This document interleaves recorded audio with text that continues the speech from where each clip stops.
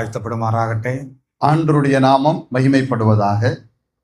இந்த സന്ധ്യാ സമയത്ത് ഇപ്രകാരം വചന പഠനത്തിനായി കൂടി വരുവാൻ ദൈവം നമുക്ക് കൃപ തന്നു. അതോർത്ത് നമുക്ക് ദൈവത്തിന് എല്ലാ മഹത്വവും അർപ്പിക്കാം. இன்று மாலையிலும் ஆண்டவருடைய சமூகத்திலே அமர்ந்து அவருடைய வார்த்தைகளை தியானிக்கும்படியான அற்புதமான வாய்ப்பை தேவன் நமக்கு தந்ததற்காக நாம் அவருக்கு நன்றி சொல்லுவோம். ദൈവത്തിന്റെ വചനം പറയുന്നു, കർത്താവിൽ എപ്പോഴും സന്തോഷിപ്പി. வேத வசனம் சொல்கிறது, கர்த்தருக்குள் எப்பொழுதும் சந்தோஷமாயிருங்கள். നമ്മുടെ സമയം വളരെ പരിമിതമാണ്. പെട്ടെന്ന് നമുക്ക് ഒരു വേദഭാഗം ശ്രദ്ധിക്കാം. நமக்கு நம்முடைய நேரம் கொஞ்சம் குறைவாக இருக்கின்ற காரணத்தினால சீக்கிரமாக வசனத்துக்கு நேராக போகலாம். യോഹന്നാന്റെ സുവിശേഷം 6-ാം അധ്യായം. யோவான் எழுதின நற்செய்தி நூல் 6-ாம் அதிகாரம். അതിന്റെ ആദ്യത്തെ 14 വാക്യങ്ങളാണ് ചുരുക്കമായി ചിന്തിക്കാൻ ആഗ്രഹിക്കുന്നത്. அதனுடைய முதல் 14 வசனங்களை தான் இப்பொழுது நாம் சிந்திக்க போகிறோம். എന്നാൽ അതെല്ലാം മൊത്തം വേദഭാഗം ഇപ്പോൾ വായിക്കേണ്ട. ആദ്യത്തെ ഒരു 5 വാക്യങ്ങൾ ആർക്കെങ്കിലും വായിക്കാം. முதலாவது எல்லா வாசிக்க நமக்கு நேரமில்லை. முதல் 5 வசனங்களை மட்டும் இப்போது நாம் வாசிக்கலாம். இவைகளுக்கு பின்பு இயேசு திபேரியா கடல் எண்ணப்பட்ட கலிலேயா கடலின் அக்கறைக்கு போனார். அவர் வியாதிக்காரரிடத்தில் செய்த அற்புதங்களை திரளான ஜனங்கள் கண்டபடியால் அவருக்கு பின் சென்றார்கள். இயேசு மலையின் மேல் ஏறி அங்கே தம்முடைய சீசருடனே கூட உட்கார்ந்தார். அப்பொழுது யூதருடைய பண்டிகையாகிய பஸ்கா சமீபமாய் இருந்தது. இயேசு தம்முடைய கண்களை ஏறெடுத்து திரளான ஜனங்கள் தம்மிடத்தில் வருகிறதை கண்டு பிலிப்புவை நோக்கி, இவர்கள் சாப்பிடத்தக்கதாக அப்பங்களை எங்கே கொள்ளலாம் என்று கேட்டார். தாம் செய்ய போகிறதை அறிந்திருந்தும் அவனை சோதிக்கும்படி இப்படி கேட்டார். நாம் வாയിച്ച കേട്ട തിരുവെഴുത്തിൽ കൂടെ ദൈവം തന്റെ പരിശുദ്ധാത്മാവിനാൽ നമ്മോട് സംസാരിക്കുമാറാകട്ടെ. வாசிக்கப்பட்ட இந்த வேத பகுதியின் மூலமாக பரிசுத்த ஆவியானவர் நம் ஒவ்வொருவருக்கும் தேவையான ஆலோசனைகளை தருவாராக. കർത്താവായ യേശു ക്രിസ്തു ചെയ്ത ഏറ്റവും പ്രസിദ്ധമായ ഒരു അത്ഭുതമാണ് ഈ വേദഭാഗത്ത് വിവരിക്കുന്നത്. ஆண்டவராகிய இயேசு கிறிஸ்துவானவர் செய்த அற்புதங்களிலே மிகவும் பிரபலமான ஒரு அற்புதம் தான் இங்கே சொல்லப்பட்டிருக்கிறது. കർത്താവ് ചെയ്ത ഏതാണ്ട് 40ഓളം അത്ഭുതങ്ങൾ 4 സുവിശേഷങ്ങളിലായി രേഖപ്പെടുത്തിയിട്ടുണ്ട്. ஆண்டவராகிய இயேசு கிறிஸ்துவானவர் செய்த கிட்டத்தட்ட 40 அற்புதங்கள் சுவிசேஷங்களிலே சொல்லப்பட்டிருக்கிறது. എന്നാൽ അപ്പോസ്തലനായ യോഹന്നാൻ അതിൽ 8 അത്ഭുതങ്ങൾ മാത്രമേ രേഖപ്പെടുത്തൂ. ஆனால் அப்போஸ்தலனாகிய யோவான் தன்னுடைய சுவிசேஷத்திலே 8 அற்புதங்களை மட்டுமே அவர் குறிப்பிட்டிருக்கிறார். എന്നാൽ ഈ അത്ഭുതം 5 അപ്പവും 2 മീനും കൊണ്ട് 5000-ലധികം പുരുഷാരത്തെ പോഷിപ്പിച്ച അത്ഭുതം 4 സുവിശേഷങ്ങളിലും ഒരുപോലെ രേഖപ്പെടുത്തിയിട്ടുണ്ട്. ஆனால் வாசித்ததான இந்த அற்புதம், அதாவது 5 அப்பத்தையும் 2 மீனையும் வைத்து 5000 பேருக்கும் அதிகமானவரை போஷித்ததான இந்த சம்பவம் மட்டும் 4 സുവിശേഷങ്ങളിലുമേ നാം பார்க்க முடியும். യോഹന്നാൻ 8 അത്ഭുതങ്ങൾ രേഖപ്പെടുത്തിയതിൽ 7 അത്ഭുതങ്ങൾ കർത്താവിന്റെ മരണത്തിന് മുമ്പുള്ളതും 1 അത്ഭുതം യേശുക്രിസ്തുവിന്റെ ഉയർത്തെഴുന്നേൽപ്പിന് ശേഷമുള്ളതുമാണ്. அப்போஸ்தலனாகிய யோவான் எழுதியிருக்கக்கூடிய அந்த 8 அற்புதங்கள், அதிலே 7 அற்புதங்கள் அவர் மரிப்பதற்கு முன்பாக செய்ததும் 1 அற்புதம் மட்டும் அவர் உயிர்த்தெழுந்ததற்கு பின்னாலே செய்ததுமாக இருக்கிறது. എന്നാൽ യോഹന്നാൻ അത്ഭുതം എന്ന വാക്കിനേക്കാൾ കൂടുതലായി അടയാളം എന്ന വാക്കാണ് ഉപയോഗിക്കുന്നത്. ஆனால் இந்த யோவானுடைய ஒரு தனிச்சிறப்பு அற்புதம் என்று சொல்வதை காட்டிலும் ஒரு அடையாளம் என்கிற வார்த்தையவே அவர் அதிகமாக பயன்படுத்துகிறார். ഈ ഇപ്പോൾ വായിച്ച വാക്യത്തിൽ വേദഭാഗത്ത് 2-ാം വാക്യത്തിലും 14-ാം വാക്യത്തിലും അടയാളം എന്ന വാക്ക് വരുന്നുണ്ട്. இப்போது நான் வாசித்ததான அந்த பகுதியிலே கூட 2-ாம் வசனத்திலும் அடுத்துள்ள வசனத்திலும் கூட ஒரு அடையாளம் என்று அங்கே சொல்லப்பட்டிருக்கிறது. അത്ഭുതം അല്ലെങ്കിൽ വീര്യപ്രവൃത്തി എന്ന വാക്ക് 1 പ്രാവശ്യം മാത്രമേ യോഹന്നാൻ തന്റെ സുവിശേഷത്തിൽ രേഖപ്പെടുത്തിയിട്ടുള്ളൂ. யோவான் தன்னுடைய சுவிசேஷத்திலே அற்புதம் என்கிற வார்த்தையை ஒரு முறை மட்டுமே அவர் பயன்படுத்தி இருக்கிறார். 17 പ്രാവശ്യം അടയാളങ്ങൾ എന്ന വാക്ക് ഉപയോഗിച്ചു. ஆனால் 17 முறை அடையாளங்கள் என்கிற வார்த்தையை அவர் சொல்லி இருப்பார். എന്താണ് ഈ വാക്കുകൾ തമ്മിലുള്ള അർത്ഥ വ്യത്യാസം? அப்படியானால் இந்த 2 வார்த்தைகளுக்கும் இடையில என்ன வித்தியாசம் இருக்கிறது? എന്താണ് ഒരു അത്ഭുതം എന്ന് പറയുന്നത്? அற்புதம் என்று சொன்னால் என்ன? സാധാരണ മനുഷ്യരെ സംബന്ധിച്ച് അസാധാരണമായ എന്തും ഒരു അത്ഭുതമാണ്. ஒரு சாதாரணமான மனிதனை பொறுத்த மட்டில் அசாதாரணமான ஒரு காரியங்களை பார்ப்பானால் அது அவனுக்கு அற்புதமாக எண்ணப்படுகிறது. ഇപ്പോൾ മഴക്കാലമല്ല, പെട്ടെന്നൊരു മഴ പെയ്താൽ ആളുകൾ പറയും അത് വലിയ അത്ഭുതമാണ്. மழை இல்லாத சமயத்துல ஒரு பெரிய மழை பெய்யுமானால் அது பொதுவே மக்களுக்கு ஒரு பெரிய அதிசயம். എന്നാൽ അത്ഭുതം എന്ന വാക്കിന്റെ അർത്ഥം അതല്ല. ஆனால் அற்புதம் என்று சொல்லப்படுகிற வார்த்தையுடைய பொருள் அதுவல்ல. വേദപുസ്തകം അത്ഭുതം എന്ന വാക്ക് ഉപയോഗിക്കുമ്പോൾ வேத புஸ்தகத்திலே அற்புதம் என்கிற வார்த்தையை பயன்படுத்துகிற போது പ്രകൃതി നിയമത്തിന് വിരുദ്ധമായി ദൈവം പ്രവർത്തിക്കുന്ന പ്രവൃത്തിയാണ്. அதாவது இயற்கைக்கு அப்பாற்பட்ட நிலையிலே ஆண்டவர் செய்யக்கூடிய செயல்களைத்தான் அற்புதம் என்று சொல்லி இருக்கிறது. അല്ലാതെ അസാധാരണമായ എല്ലാ കാര്യങ്ങളും അത്ഭുതങ്ങളല്ല. அசாதாரணமான காரியங்கள் எல்லாமே அற்புதங்கள் இல்லை. കർത്താവായ യേശു ക്രിസ്തു ചെയ്ത അത്ഭുതങ്ങൾ ഓരോന്നായി പരിശോധിക്കുക. ஆண்டவராகிய இயேசு கிறிஸ்துவானவர் செய்ததான ஒவ்வொரு அற்புதங்களையும் நீங்கள் பரிசோதித்து பாருங்கள். അവയെല്ലാം പ്രകൃതി നിയമങ്ങൾക്ക് അല്ലെങ്കിൽ ദ ലോസ് ഓഫ് നേച്ചർ അതിന് അതീതമായ വ്യത്യസ്തമായ വിരുദ്ധമായ കാര്യമാണ്. அதாவது இயற்கைக்கு அப்பாற்பட்ட நடைமுறைக்கு அப்பாற்பட்டதான காரியங்களையே ஆண்டவர் செய்திருக்கிறார். നാമൊക്കെ സയൻസ് പഠിച്ചിട്ടുള്ളവരാണ്. நாமெல்லாம் ஓரளவுக்கு அறிவியல் படித்திருக்கிறோம். കർത്താവ് 5 അപ്പത്തെ വർദ്ധിപ്പിച്ച് അത് 5000 പേർക്ക്, കൃത്യമായി പറഞ്ഞാൽ 15000 പേർക്ക് ഉതകത്തക്ക നിലയിൽ വർദ്ധിപ്പിച്ചു, പോഷിപ്പിച്ചു. அதாவது 5 அப்பத்தையும் 2 மீனையும் கிட்டத்தட்ட 15000 பேர் சாப்பிடக்கூடிய அளவுக்கு அதை அவர் என்ன செய்தார்? பெருக பண்ணினார். അതൊരു അത്ഭുതമാണോ? அது ஒரு அற்புதமா? ആണോ? அற்புதமா? തീർച്ചയായും. நிச்சயமாகத்தான். എന്തുകൊണ്ട്? எதனாலே? അതൊരു പ്രകൃതി നിയമത്തിന് വിരുദ്ധമാണ്. அது இயற்கைக்கு அப்பாற்பட்டதான ஒரு நிலையாக இருக்கிறது. സയൻസ് പഠിച്ചിട്ടുള്ള കുഞ്ഞുങ്ങൾ പറഞ്ഞ ഏത് പ്രകൃതി നിയമത്തിന് വിരുദ്ധമായിട്ടാണ് കർത്താവ് ഇവിടെ പ്രവർത്തിക്കുന്നത്? அதாவது வரலாறு படித்திருக்கக்கூடிய பிள்ளைகள் நீங்கள் சொல்லுங்கள், எந்த நிலையிலே இது இயற்கைக்கு அப்பாற்பட்டதான அதிசயம் என்று நீங்கள் சொல்வீர்கள்? സയൻസിൽ ഒരു നിയമമുണ്ട്, law of conservation of matter എന്ന് പറഞ്ഞാൽ പദാർത്ഥത്തെ വർദ്ധിപ്പിക്കുവാനോ മൾട്ടിപ്ലൈ ചെയ്യാനോ കഴിയുകയില്ല. அதாவது உணவு பொருளை அதிகரிக்க பண்ண, தானாகவே அதிகரிக்க பண்ண யாராலும் முடியாது. പദാർത്ഥത്തിന്റെ രൂപഭേദം വരുത്താം, പക്ഷെ അതിനെ നമുക്ക് ക്രിയേറ്റ് ചെയ്യാൻ കഴിയുകയില്ല. அதாவது வேண்டுமானால் அந்த உணவுக்கு வர்ணத்தை வேண்டுமானால் மாற்றலாம், ஆனால் இருக்கிறதை அதிகமாக்குவதற்கு முடியாது. എന്നാൽ കർത്താവയുടെ പദാർത്ഥത്തെ വർദ്ധിപ്പിക്കുകയാണ്. ஆனால் இங்கே ஆண்டவர் உணவு காரியத்தை அவர் என்ன செய்கிறார்? பெருக பண்ணுகிறார். അതൊരു അത്ഭുതമാണ്. அது ஒரு அதிசயம். കർത്താവായ യേശു ക്രിസ്തു ഗലീല കടലിന്റെ മുകളിൽ കൂടെ നടന്നു. ஆண்டவராக இயேசு கிறிஸ்துவான கலிலேயா கடல் மீது அவர் நடந்தார். അതൊരു അത്ഭുതമാണോ? அது ஒரு அற்புதமா? തീർച്ചയായും. நிச்சயமாக அற்புதம். ഏത് നിയമത്തിന് വിരുദ്ധമായിട്ടാണ് കർത്താവ് പ്രവർത്തിച്ചത്? எந்த இயற்கைக்கு மாறாக அவர் அற்புதங்களை செய்தார்? നമുക്കെല്ലാം അറിയാവുന്നൊരു സയൻസിൽ നിയമം ഉണ്ടല്ലോ, நமக்கு எல்லாருக்கும் தெரிந்ததான ஒரு அறிவியல் இது இருக்கிறது. ഏതാണത്? அது என்னது? ഐസക് ന്യൂട്ടൺ കണ്ടുപിടിച്ച നിയമം എന്താണ്? ஐசக் நியூட்டன் கண்டுபிடித்ததான அந்த கொள்கை என்ன? ലോ ഓഫ് ഗ്രാവിറ്റി, அதாவது புவி ஈர்ப்பு விசை. ഐസക് ന്യൂട്ടന്റെ തലയിൽ ആപ്പിൾ വീണപ്പോൾ അത് കണ്ടുപിടിച്ചു എന്നാണ് പറയുന്നത്. ஐசக் நியூட்டனுடைய தலையிலே ஒரு ஆப்பிள் விழுந்த போதுதான் அவர் இதை கண்டுபிடித்ததாக சொல்லப்படுகிறது. നമ്മുടെ തലയിൽ തേങ്ങ വീണാലും നമ്മളൊന്നും കണ്ടുപിടിക്കാൻ പോകുന്നില്ല. நம்முடைய தலையில ஒரு பெரிய தேங்காய் முதற்கொண்டு விழுந்தால் கூட நாம் இதையும் கண்டுபிடிக்க போவதில்லை. എന്താണ് ലോ ഓഫ് ഗ്രാവിറ്റി പറയുന്നത്? அங்கே அந்த தத்துவம் என்ன சொல்லுகிறது? ഭൂമി എല്ലാത്തിനെയും അതിന്റെ കേന്ദ്രത്തിലോട്ട് ആകർഷിക്കുന്നുണ്ട്. பூமியானது எல்லாவற்றிலும் இருந்து தன்பக்கமாக ஈர்க்கக்கூடிய வலிமை பூமிக்கு இருக்கிறது. ആർക്കും വെള്ളത്തിന്റെ മുകളിൽ കൂടെ നടക്കാൻ കഴിയുകയില്ല. யாருக்குமே தண்ணீர் மீது நடக்க முடியாது. അപ്പോൾ ആ നിയമത്തിന് വിരുദ്ധമായിട്ടാണ് കർത്താവ് പ്രവർത്തിക്കുന്നത്. அந்த தத்துவத்துக்கு நேர் எதிராகத்தான் ஆண்டவர் அங்கே கிரியை செய்கிறார். അതുപോലെ മരിച്ചവരെ കർത്താവ് ഉയർപ്പിച്ചു. அதுபோல மரித்து போனவர்களை ஆண்டவர் உயிரோடு கூட எழுப்புகிறார். ഇതെല്ലാം അത്ഭുതങ്ങളാണ്. இதெல்லாமே அற்புதமாக சொல்லப்படுகிறது. എന്നാൽ യോഹന്നാൻ അടയാളം എന്ന വാക്ക്, സൈൻ എന്ന വാക്കാണ് ഉപയോഗിക്കുന്നത്. ஆனா யோவான் அதற்கு அடையாளம் என்கிறதான ஒரு வார்த்தையை கூட அவர் பயன்படுத்துகிறார். എന്താണ് ഒരു സൈൻ അല്ലെങ്കിൽ അടയാളം എന്ന് പറയുന്നത്? அடையாளம் என்று சொன்னால் அதனுடைய பொருள் என்ன? ഒരു മെസ്സേജ് അല്ലെ സന്ദേശമോ അല്ലെങ്കിൽ സത്യമോ വെളിപ്പെടുത്തുന്ന എന്തും അടയാളമാണ്. ஒரு சத்தியத்தை அல்லது ஒரு காரியத்தை மற்றவர்கள் புரியக்கூடிய அளவுக்கு சொல்லுவது ஒரு அடையாளமாக இருக்கிறது. ഞാനത് ലളിതമായ ഒരു ഉദാഹരണം പറയാം. எளிய முறையிலே உங்களுக்கு ஒரு எடுத்துக்காட்டை சொல்கிறேன். നാമൊക്കെ ട്രാഫിക് സൈൻസ് കണ്ടിട്ടുണ്ട്. ഗതാഗത റോഡിൽ കൂടെ പോകുമ്പോൾ കൊടുത്തിട്ടുള്ള ട്രാഫിക് സൈൻസ്. நாம் எல்லாருமே ரோடுகளிலே சாலைகளிலே போகிற போது பல இடங்களிலே சிக்னல்களை நாம் பார்த்திருக்கிறோம். ഗതാഗത ചിഹ്നങ്ങൾ அதெல்லாமே அடையாள சின்னங்களாக இருக்கிறது.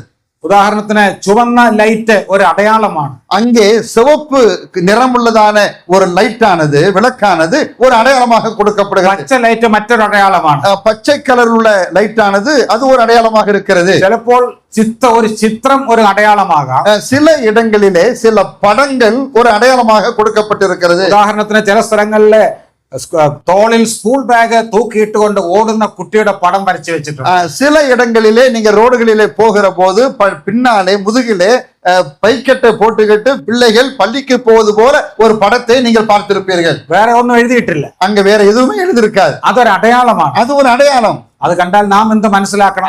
அந்த அடையாளத்தை நாம் பார்க்கிற போது என்ன புரிந்து கொள்வோம்? എന്താണ് അതിന്റെ അർത്ഥം? அதனுடைய பொருள் என்ன? നിങ്ങൾ ആരും ഇത് കണ്ടിട്ടില്ലേ? நீங்க அதை யாரும் பார்த்தது இல்லையா? അതിനടുത്ത് സ്കൂളുണ്ട്, കുട്ടികൾ റോഡ് ക്രോസ് ചെയ്യാൻ സാധ്യതയുണ്ട്. அருகிலே ஒரு பள்ளிக்கூடம் இருக்கிறது, பிள்ளைகள் குறுக்கும் வந்து நெருக்கமாக வருவதற்கு வாய்ப்புகள் உண்டு, ஜாக்கிரதையாக போ. അതുകൊണ്ട് വാഹനം ഓടിക്കുന്ന ആളുകൾ സൂക്ഷിച്ച് വണ്ടി ഓടിക്കണം. ஆகவே வாகனத்தை ஓட்டுகிறவர்கள் மெதுவாக செல்ல வேண்டும் என்று அது நமக்கு சுட்டி காண்பிக்கிறது. അതുപോലെ എല്ലാ ഞായറാഴ്ചയും കടന്നു വന്ന നാം കർത്താവിന്റെ അത്താഴത്തിൽ പങ്കെടുക്കുന്നു, അതൊരു അടയാളമാണ്. ஒவ்வொரு வாரமும் ஆண்டுடைய சமூகத்திலே வந்து கர்த்தருடைய பந்தியிலே நாம் பங்கு பெறுகிறோம், அது ஒரு அடையாளம். അങ്ങനെ അനേകം അടയാളങ്ങളുണ്ട്. அப்படி அநேக அடையாளங்கள் இருக்கிறது. അപ്പോൾ യോഹന്നാൻ പറയുന്നത് കർത്താവ് ചെയ്ത അത്ഭുതങ്ങളൊക്കെ ചില ആത്മീക സത്യങ്ങൾ വെളിപ്പെടുത്തുന്ന അടയാളങ്ങളായിരുന്നു. ஆண்டவர், அதாவது யோவான் அப்போஸ்தலன் சொல்லக்கூடியதான சில விஷயங்கள் வந்து ஆண்டவராக இயேசு கிறிஸ்துவான சில காரியங்களை கற்றுக் கொடுப்பதற்கான ஒரு அடையாளமாக அவைகள் சொல்லப்பட்டிருக்கிறது. എന്തിനു വേണ്ടിയാണ് കർത്താവ് ഇത്രയധികം അത്ഭുതങ്ങൾ ചെയ്തത്? எதற்காக ஆண்டவர் இவ்வளவு அற்புதங்களை செய்தார்? യോഹന്നാൻ 2:11 നാം വായിക്കുന്നു. யோவான் 2:11 இப்படியாக சொல்லி இருக்கிறது. അത് മുഖാന്തരം തന്റെ മഹത്വം വെളിപ്പെടുത്തി, താൻ ആരാണെന്ന് വെളിപ്പെടുത്തി, அதன் மூலமாக, அந்த அடையாளங்கள் மூலமாக, அற்புதங்கள் மூலமாக தான் யார் என்பதை உலகுக்கு வெளிப்படுத்துவதற்காக அவர் அப்படி செய்தார். അതുപോലെ തന്നെ ശിഷ്യന്മാരുടെ വിശ്വാസവും വർദ്ധിപ്പിച്ചു. அது மட்டுமல்ல, இவர் இப்படி அற்புதம் செய்ததாலே சீசருடைய விசுவாசமானது பெருகினதாக நாம் பார்க்கிறோம். ഒരു കാര്യം നാം പ്രത്യേകം മനസ്സിലാക്കണം. ஒரு காரியத்தை நாம் புரிந்து கொள்ள வேண்டும். ഈ അടയാളങ്ങൾ അത്ഭുതങ്ങളൊന്നും രേഖപ്പെടുത്തിയിരിക്കുന്നത് അന്ധമായി അനുകരിക്കാൻ വേണ്ടിയല്ല. It is not for blind imitation. இந்த அடையாளங்களும் அற்புதங்கள் எல்லாம் சொல்லப்பட்டிருப்பது நோக்கம் வந்து இதை எல்லாவற்றிலும் குருட்டுத்தனமாக நாம் அவைகளை அங்கீகரிக்க வேண்டும் என்ற நோக்கத்தில் அல்ல. കർത്താവ് ചെയ്ത ഒരത്ഭുതവും നമുക്കാർക്കും ചെയ്യാൻ കഴിയുകയില്ല. ஆண்டவர் செய்ததான ஒரு அடையாளங்களை அற்புதம் நம்மாலே செய்ய முடியாது. അത് ചെയ്യാൻ പലരും ശ്രമിച്ചിട്ടുണ്ട്.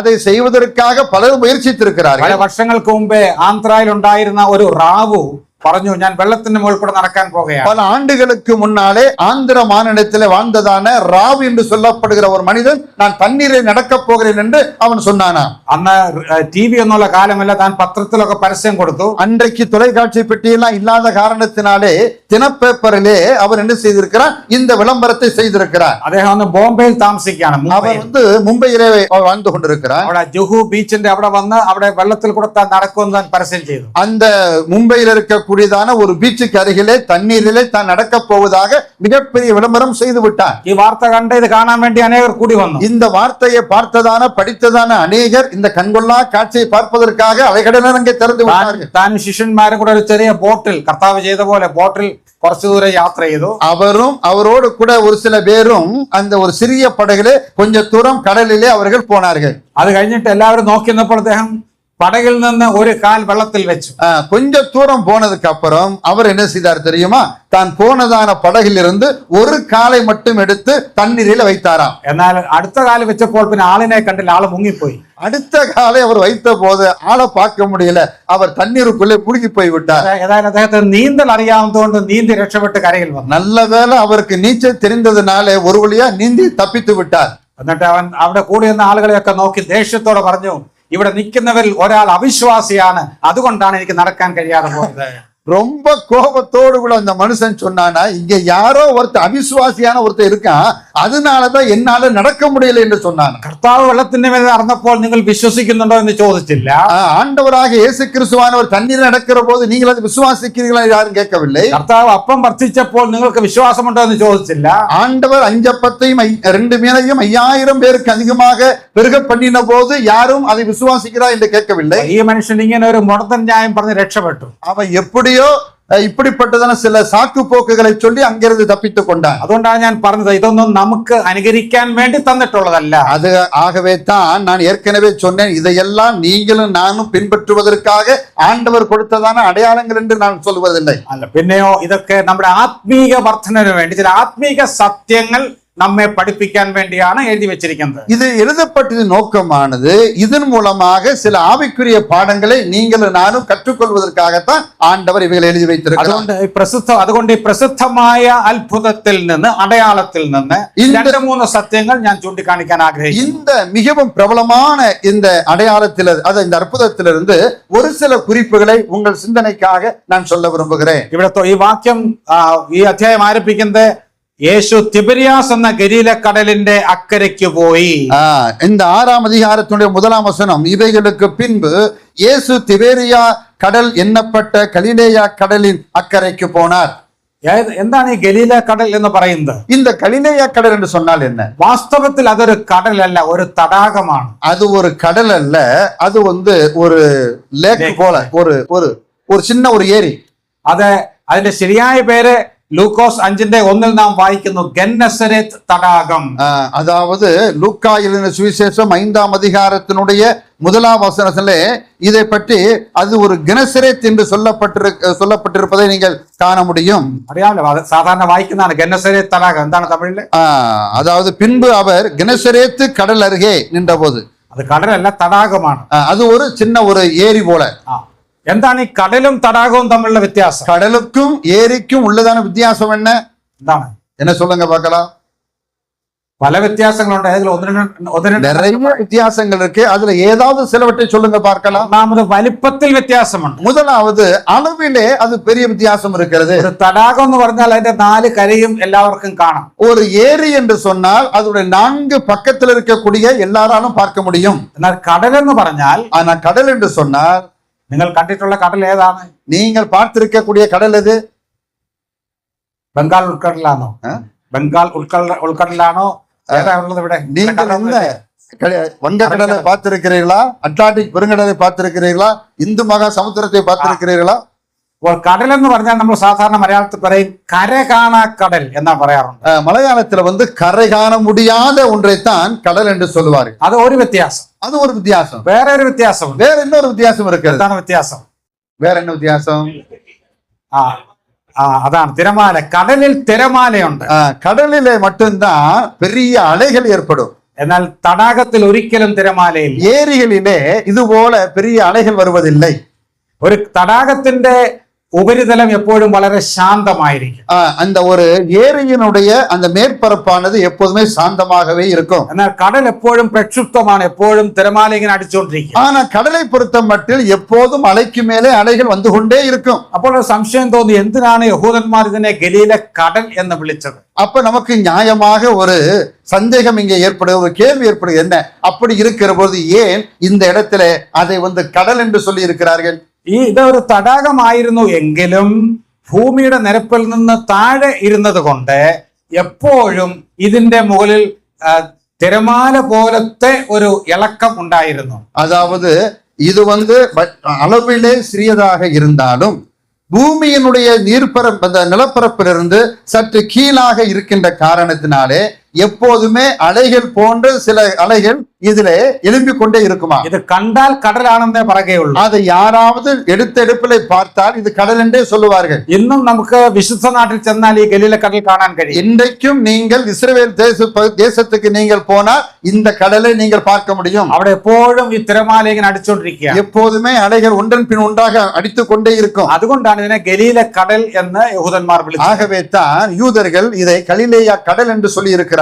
പിന്നെ റോമാക്കാർ ഭരിക്കാൻ വന്നപ്പോൾ, റോമர்கள் ആட்சிக்கு വന്നபோது ഈ കടലിന്റെ സമീപം തിബരിയാസ് എന്നൊരു പട്ടണം അവർ സ്ഥാപിച്ചു. இந்த கடலுக்கு அருகிலே திபேரியா என்று சொல்லப்படுகிறதான ஒரு பட்டணத்தை அவர்கள் கட்டினார்கள். വാസ്തവത്തിൽ തിബരിയാസ് എന്ന് പറയുന്നത് റോമൻ ചക്രവർത്തിയുടെ പേരാണ്. திபேரியா என்பது ரோம சக்கரவர்த்தியினுடைய ஒரு பெயராகும். അപ്പൊ അദ്ദേഹത്തിന്റെ പേരിൽ പിന്നെ ഇത് അറിയപ്പെടാൻ തുടങ്ങി തിബരിയാസ് കടൽ. அதுக்கு பிற்பாடு அவருடைய பெயரிலே அந்த பட்டணம் இருக்கின்ற காரணத்தினாலே அந்த பெயரில இந்த கடலானது திபேரியா கடல் என்று அறியப்பட்டது, அழைக்கப்பட்டது. അപ്പോൾ ഇതിന് 3 പേരുകളുണ്ട്. இந்த குறிப்பிட்ட கடலுக்கு 3 பெயர்கள் உண்டு. ഏതൊക്കെയാണ്? என்னென்ன பெயர்கள்? ഗലീല കടൽ, கலிலேய கடல், തിബിരിയാസ് കടൽ, திபேரியா கடல், ഗെന്നസരേത്ത് തടാകം. கெனேசரேத்து கடல். അവിടെ ഇത് ഒരു ചെറിയ വെള്ളത്തിന്റെ കേന്ദ്രമാണ്. அது ஒரு சின்ன தண்ணீர்கள் இருக்கக்கூடிய ஒரு ஏரியாவாக இருக்கிறது. ഇത് തടാകമാണ്. ഇത് ക്രോസ് ചെയ്യുവാൻ വേണ്ടി 7 മൈൽ യാത്ര ചെയ്താൽ മതി. இந்த கரையிலிருந்து மறுகரைக்கு போக வேண்டுமானால் கிட்டத்தட்ட 7 மைல் நீளம் உடைய நாம் என்ன செய்யணும்? உடனே நாம் பயணம் செய்ய வேண்டும். അല്ലെങ്കിൽ നമുക്ക് സംശയം തോന്നി എങ്ങനെയാണ് വളരെ വേഗം യേശുവും ശിഷ്യന്മാരും ഒക്കെ ഈ കടൽ കടന്ന് അക്കരയ്ക്ക് പോകുന്നത്. நமக்கு ஒரு நியாயமாக ஒரு கேள்விகள் எழும்பக்கூடும். எப்படி ஆண்டவரும் அவருடைய சீசர்களும் சீக்கிரமாக இந்த கரையிலிருந்து அக்கறைக்கு போனார்கள் என்று. ഇതൊരു തടാകമായതുകൊണ്ട് ഇങ്ങനെ യാത്ര ചെയ്യുന്നതിന് ബുദ്ധിമുട്ടില്ലായിരുന്നു. இது ஒரு ஏரியாக இருக்கின்ற காரணத்தினாலே பயணம் செய்வதற்கு அவ்வளவு பாடுகள் இல்லை. ശരി, ഇവിടെ പറയുന്ന സംഭവം എന്താണെന്ന് എല്ലാവർക്കും അറിയാം. இங்கே வாசித்ததான இந்த சம்பவம் என்ன என்பது நம்ம எல்லாருக்குமே தெரியும். കർത്താവിന്റെ പ്രസംഗം കേൾക്കാൻ വേണ്ടി വലിയൊരു പുരുഷാരം കൂടി വന്നു. ஆண்டவராக இயேசு கிறிஸ்துவின் பிரசங்கத்தை கேட்பதற்காக திரளான மக்கள் அங்கே கூடி இருக்கிறார்கள். ഇന്ന് പ്രസംഗം എന്നൊക്കെ പറഞ്ഞാൽ ഏറ്റവും കൂടിയാൽ 1 മണിക്കൂറേ ഉള്ളൂ. இன்றைக்கு ஒரு பெரிய பிரசங்கம் என்று சொன்னால் அதிகமாக 1 மணி நேரம் தான். അപ്പോഴേക്കും ആളുകൾ ഇരുന്ന് ഉറങ്ങാൻ തുടങ്ങും. அந்த 1 மணி நேரம் பேசுறது கேட்கறதுக்கு முன்னாடியே பாதி பேர் தூங்கிடுறாங்க. എന്നാൽ കർത്താവിന്റെ പ്രസംഗം അങ്ങനെയല്ല, രാവിലെ മുതൽ വൈകുന്നേരം വരെയാണ്. ஆனா ஆண்டவர் பிரசங்கம் பண்ணினால் காலை முதல் மாலை வரைக்கும் பிரசங்கம் பண்ணிக்கொண்டே இருப்பார். അങ്ങനെ പ്രസംഗം കഴിഞ്ഞപ്പോൾ സന്ധ്യയായി.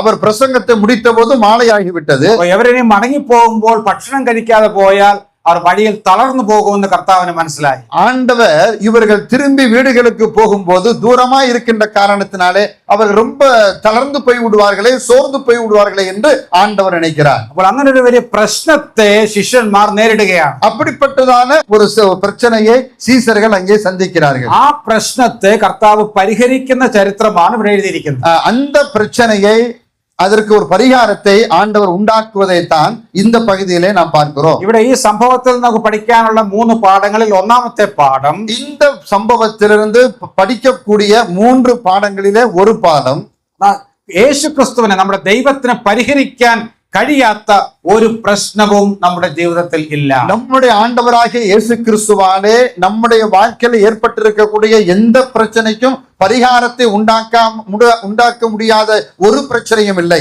എന്നാൽ അത് തന്റെ സമയത്തും തന്റെ രീതിയിലുമേ താൻ പരിഹരിക്കുകയുള്ളൂ. அதாவது அவருடைய நேரத்திலே அவருடைய சித்தத்தின்படி அவர் என்ன செய்வார்? அந்த பிரச்சனைக்கு பரிகாரத்தை உண்டாக்குவார். ഞാൻ പറഞ്ഞ 2 വാചകങ്ങൾ ഒരുപോലെ മനസ്സിലാക്കണം. 2 வார்த்தைகளையும் ஒருபோல நீங்கள் உன்னிப்பாக கவனிக்க வேண்டும். ആദ്യത്തെ വാചകം എല്ലാവരും പറയും യേശു ക്രിസ്തുവിനെ പരിഹരിക്കാനാവാത്ത ഒരു പ്രശ്നവുമില്ല. இயேசு கிறிஸ்துவாலே பரிகரிக்க முடியாத ஒரு பிரச்சனையும் இல்லை என்று எல்லாருமே சொல்லுவார்கள். എന്നാൽ ഇപ്പോൾ പരിഹരിക്കും. ஆனா எப்போது அவர் பரிகரிப்பார்? ദൈവത്തിന്റെ സമയത്തും ദൈവത്തിന്റെ രീതിയിലും. அவருடைய நேரம் வருகிற போது அவருடைய விதத்திலே அவர் செய்வார். ശരി, ഈ ഒരു പ്രശ്നം എന്തിനാണ് കർത്താവ് അനുവദിച്ചത്? எதற்காக ஆண்டவர் இப்படிப்பட்டதான ஒரு சூழ்நிலையை அங்கே அனுமதிக்கிறார்? ഈ സംഭവത്തിൽ കൂടെ തന്റെ ശിഷ്യന്മാരെ ചില ആത്മീയ പാഠങ്ങൾ പഠിപ്പിക്കുക. இந்த சம்பவத்தின் மூலமாக சில ஆவிக்குரிய பாடங்களை ஆண்டவர் அவர்களுக்கு கற்றுக் கொடுக்கிறார். അത് എങ്ങനെയാണ് അവരെ പഠിപ്പിച്ചത്? எப்படி அவருக்கு கற்றுக் கொடுத்தார்? ചില ചോദ്യങ്ങൾ ചോദിച്ച് ചോദ്യോത്തര രൂപത്തിലാണ് കർത്താവ് അത് പഠിപ്പിച്ചത്. அவரிடத்தில் சில கேள்விகளை கேட்டு அதற்கு பதில் சொல்வது மூலமாக சில விஷயங்களை ஆண்டவர் அவர்களுக்கு கற்றுக் கொடுக்கிறார். 5-ാം വാക്യത്തിൽ നാം വായിക്കുന്നു, 5-ാം വചനത്തിൽ இப்படியாக நாம் வாசிக்கிறோம். യേശു വലിയൊരു പുരുഷാരം തന്റെ അടുക്കൽ വരുന്നത് കണ്ടിട്ട് ഫിലിപ്പോസിനോട് എവർക്ക് തിന്നുവാൻ നാം എവിടെ നിന്ന് അപ്പം വാങ്ങും എന്ന് ചോദിച്ചു. அவர்கள் திரளான ஜனங்கள் தம்மிடத்தில் வருகிறதை கண்டு பிலிப்புவை நோக்கி இவர்கள் சாப்பிடத்தக்கதாக அப்பங்களை எங்கே கொள்ளலாம் என்று கேட்டார். ഈ സംഭവം നടക്കുന്നതിന് അടുത്തുള്ള ഒരു പട്ടണമാണ് ബെത്സൈദ. ഫിലിപ്പോസ് ബെത്സൈദക്കാരനാണ്. இந்த சம்பவம் எங்கே நடக்கிறதோ அதற்கு அருகாமையில் இருக்கக்கூடிய ஒரு பட்டணம் தான் பெத்சாயிதா என்று சொல்லப்படுகிற ஒரு பட்டணம். ഫിലിപ്പോസ് ബെത്സൈദക്കാരനാണ്. இந்த பிலிப்பு என்பவன் அந்த பட்டணத்தை சார்ந்தவன். ഒരുപക്ഷെ അതുകൊണ്ടായിരിക്കും അദ്ദേഹത്തോട് ചോദിച്ചത്. ஒருவேளை அவன் அந்த பட்டண ஊரை சார்ந்தவனாய் இருக்கின்ற காரணத்தினாலே ஆண்டவர் அவனிடத்திலே அந்த கேள்வியை கேட்கிறார். പക്ഷേ ഈ ഒരു ചോദ്യം എന്തുകൊണ്ടാണ് കർത്താവ് ചോദിച്ചത്? இந்த கேள்வியை ஆண்டவர் கேட்டார். ஏன் கேட்டார்? ഈ വലിയ പുരുഷാരത്തെ കണ്ട് പരിഭ്രമിച്ച് ആ ഭയത്തിൽ നിന്നും പരിഭ്രമത്തിൽ നിന്നുമാണോ ചോദിച്ചത്? இந்த பெரிய கூட்டத்தை பார்த்தவுடனே ஆண்டவர் பயந்து போய் என்ன செய்வது ஏது செய்வது தெரியாமலா கேட்டார்? നമുക്കറിയാം, നമ്മുടെ വീട്ടിൽ രാത്രിയിൽ അപ്രതീക്ഷിതമായിട്ട് ഒരു 10-12 പേര് കയറി വരുന്നു സങ്കല്പിക്കുക. நம்முடைய வீட்டிற்கு திடீரென்று ராத்திரியில ஒரு 10-15 பேர் வந்து விட்டார் என்று நினைத்துக் கொள்ளுங்கள். അങ്ങനെ പെട്ടെന്ന് അതിഥികൾ വന്നാൽ നാം ഒക്കെ പേടിച്ചു പോകും. திடீரென்று சில 15 பேர் நம்ம வீட்டுக்கு வந்தா பயந்து போயிடுவோம் அல்லவா? ഇന്ന് പിന്നെ ഹോട്ടലുകളൊക്കെ ഉള്ളതുകൊണ്ട് വലിയ ബുദ്ധിമുട്ടില്ല. இன்றைக்கு நிறைய ஹோட்டல்கள் இருக்கின்ற காரணத்தினால அதிகப்படியான கவலை ஒன்றுமில்லை. അതുകൊണ്ട് ഈ വലിയ പുരുഷാരത്തെ കണ്ട് പേടിച്ച് ഇനി എന്ത് ചെയ്യും എന്ന് പേടിച്ചാണോ കർത്താവ് ഈ ചോദ്യം ചോദിച്ചത്? இவ்வளவு பெரிய கூட்டத்தை பார்த்த உடனே என்ன செய்வது என்று கலங்கி போய் ஆண்டவர் இந்த கேள்வி கேட்டாரா? ഒരിക്കലുമല്ല, ஒருபோதும் இல்லை. ഇങ്ങനെ ഒരു ചൊല്ലുണ്ട്, സ്വർഗത്തിൽ പരിഭ്രാന്തിയില്ല, അവിടെ പദ്ധതികൾ മാത്രമേ ഉള്ളൂ. ഭ്രാന്തി ഒരു ഭയമില്ല, பயம் இல்லை, மாறாக பரிகாரம் மட்டுமே இருக்கிறது. അതുകൊണ്ട് അങ്ങനെ ഭയന്ന് ചോദിച്ചതല്ല, பயந்து போய் ஆண்டவர் கேட்கவில்லை. രണ്ടാമത് ഫിലിപ്പോസിന്റെ ഉപദേശം ലഭിക്കാനാണോ ചോദിച്ചത്?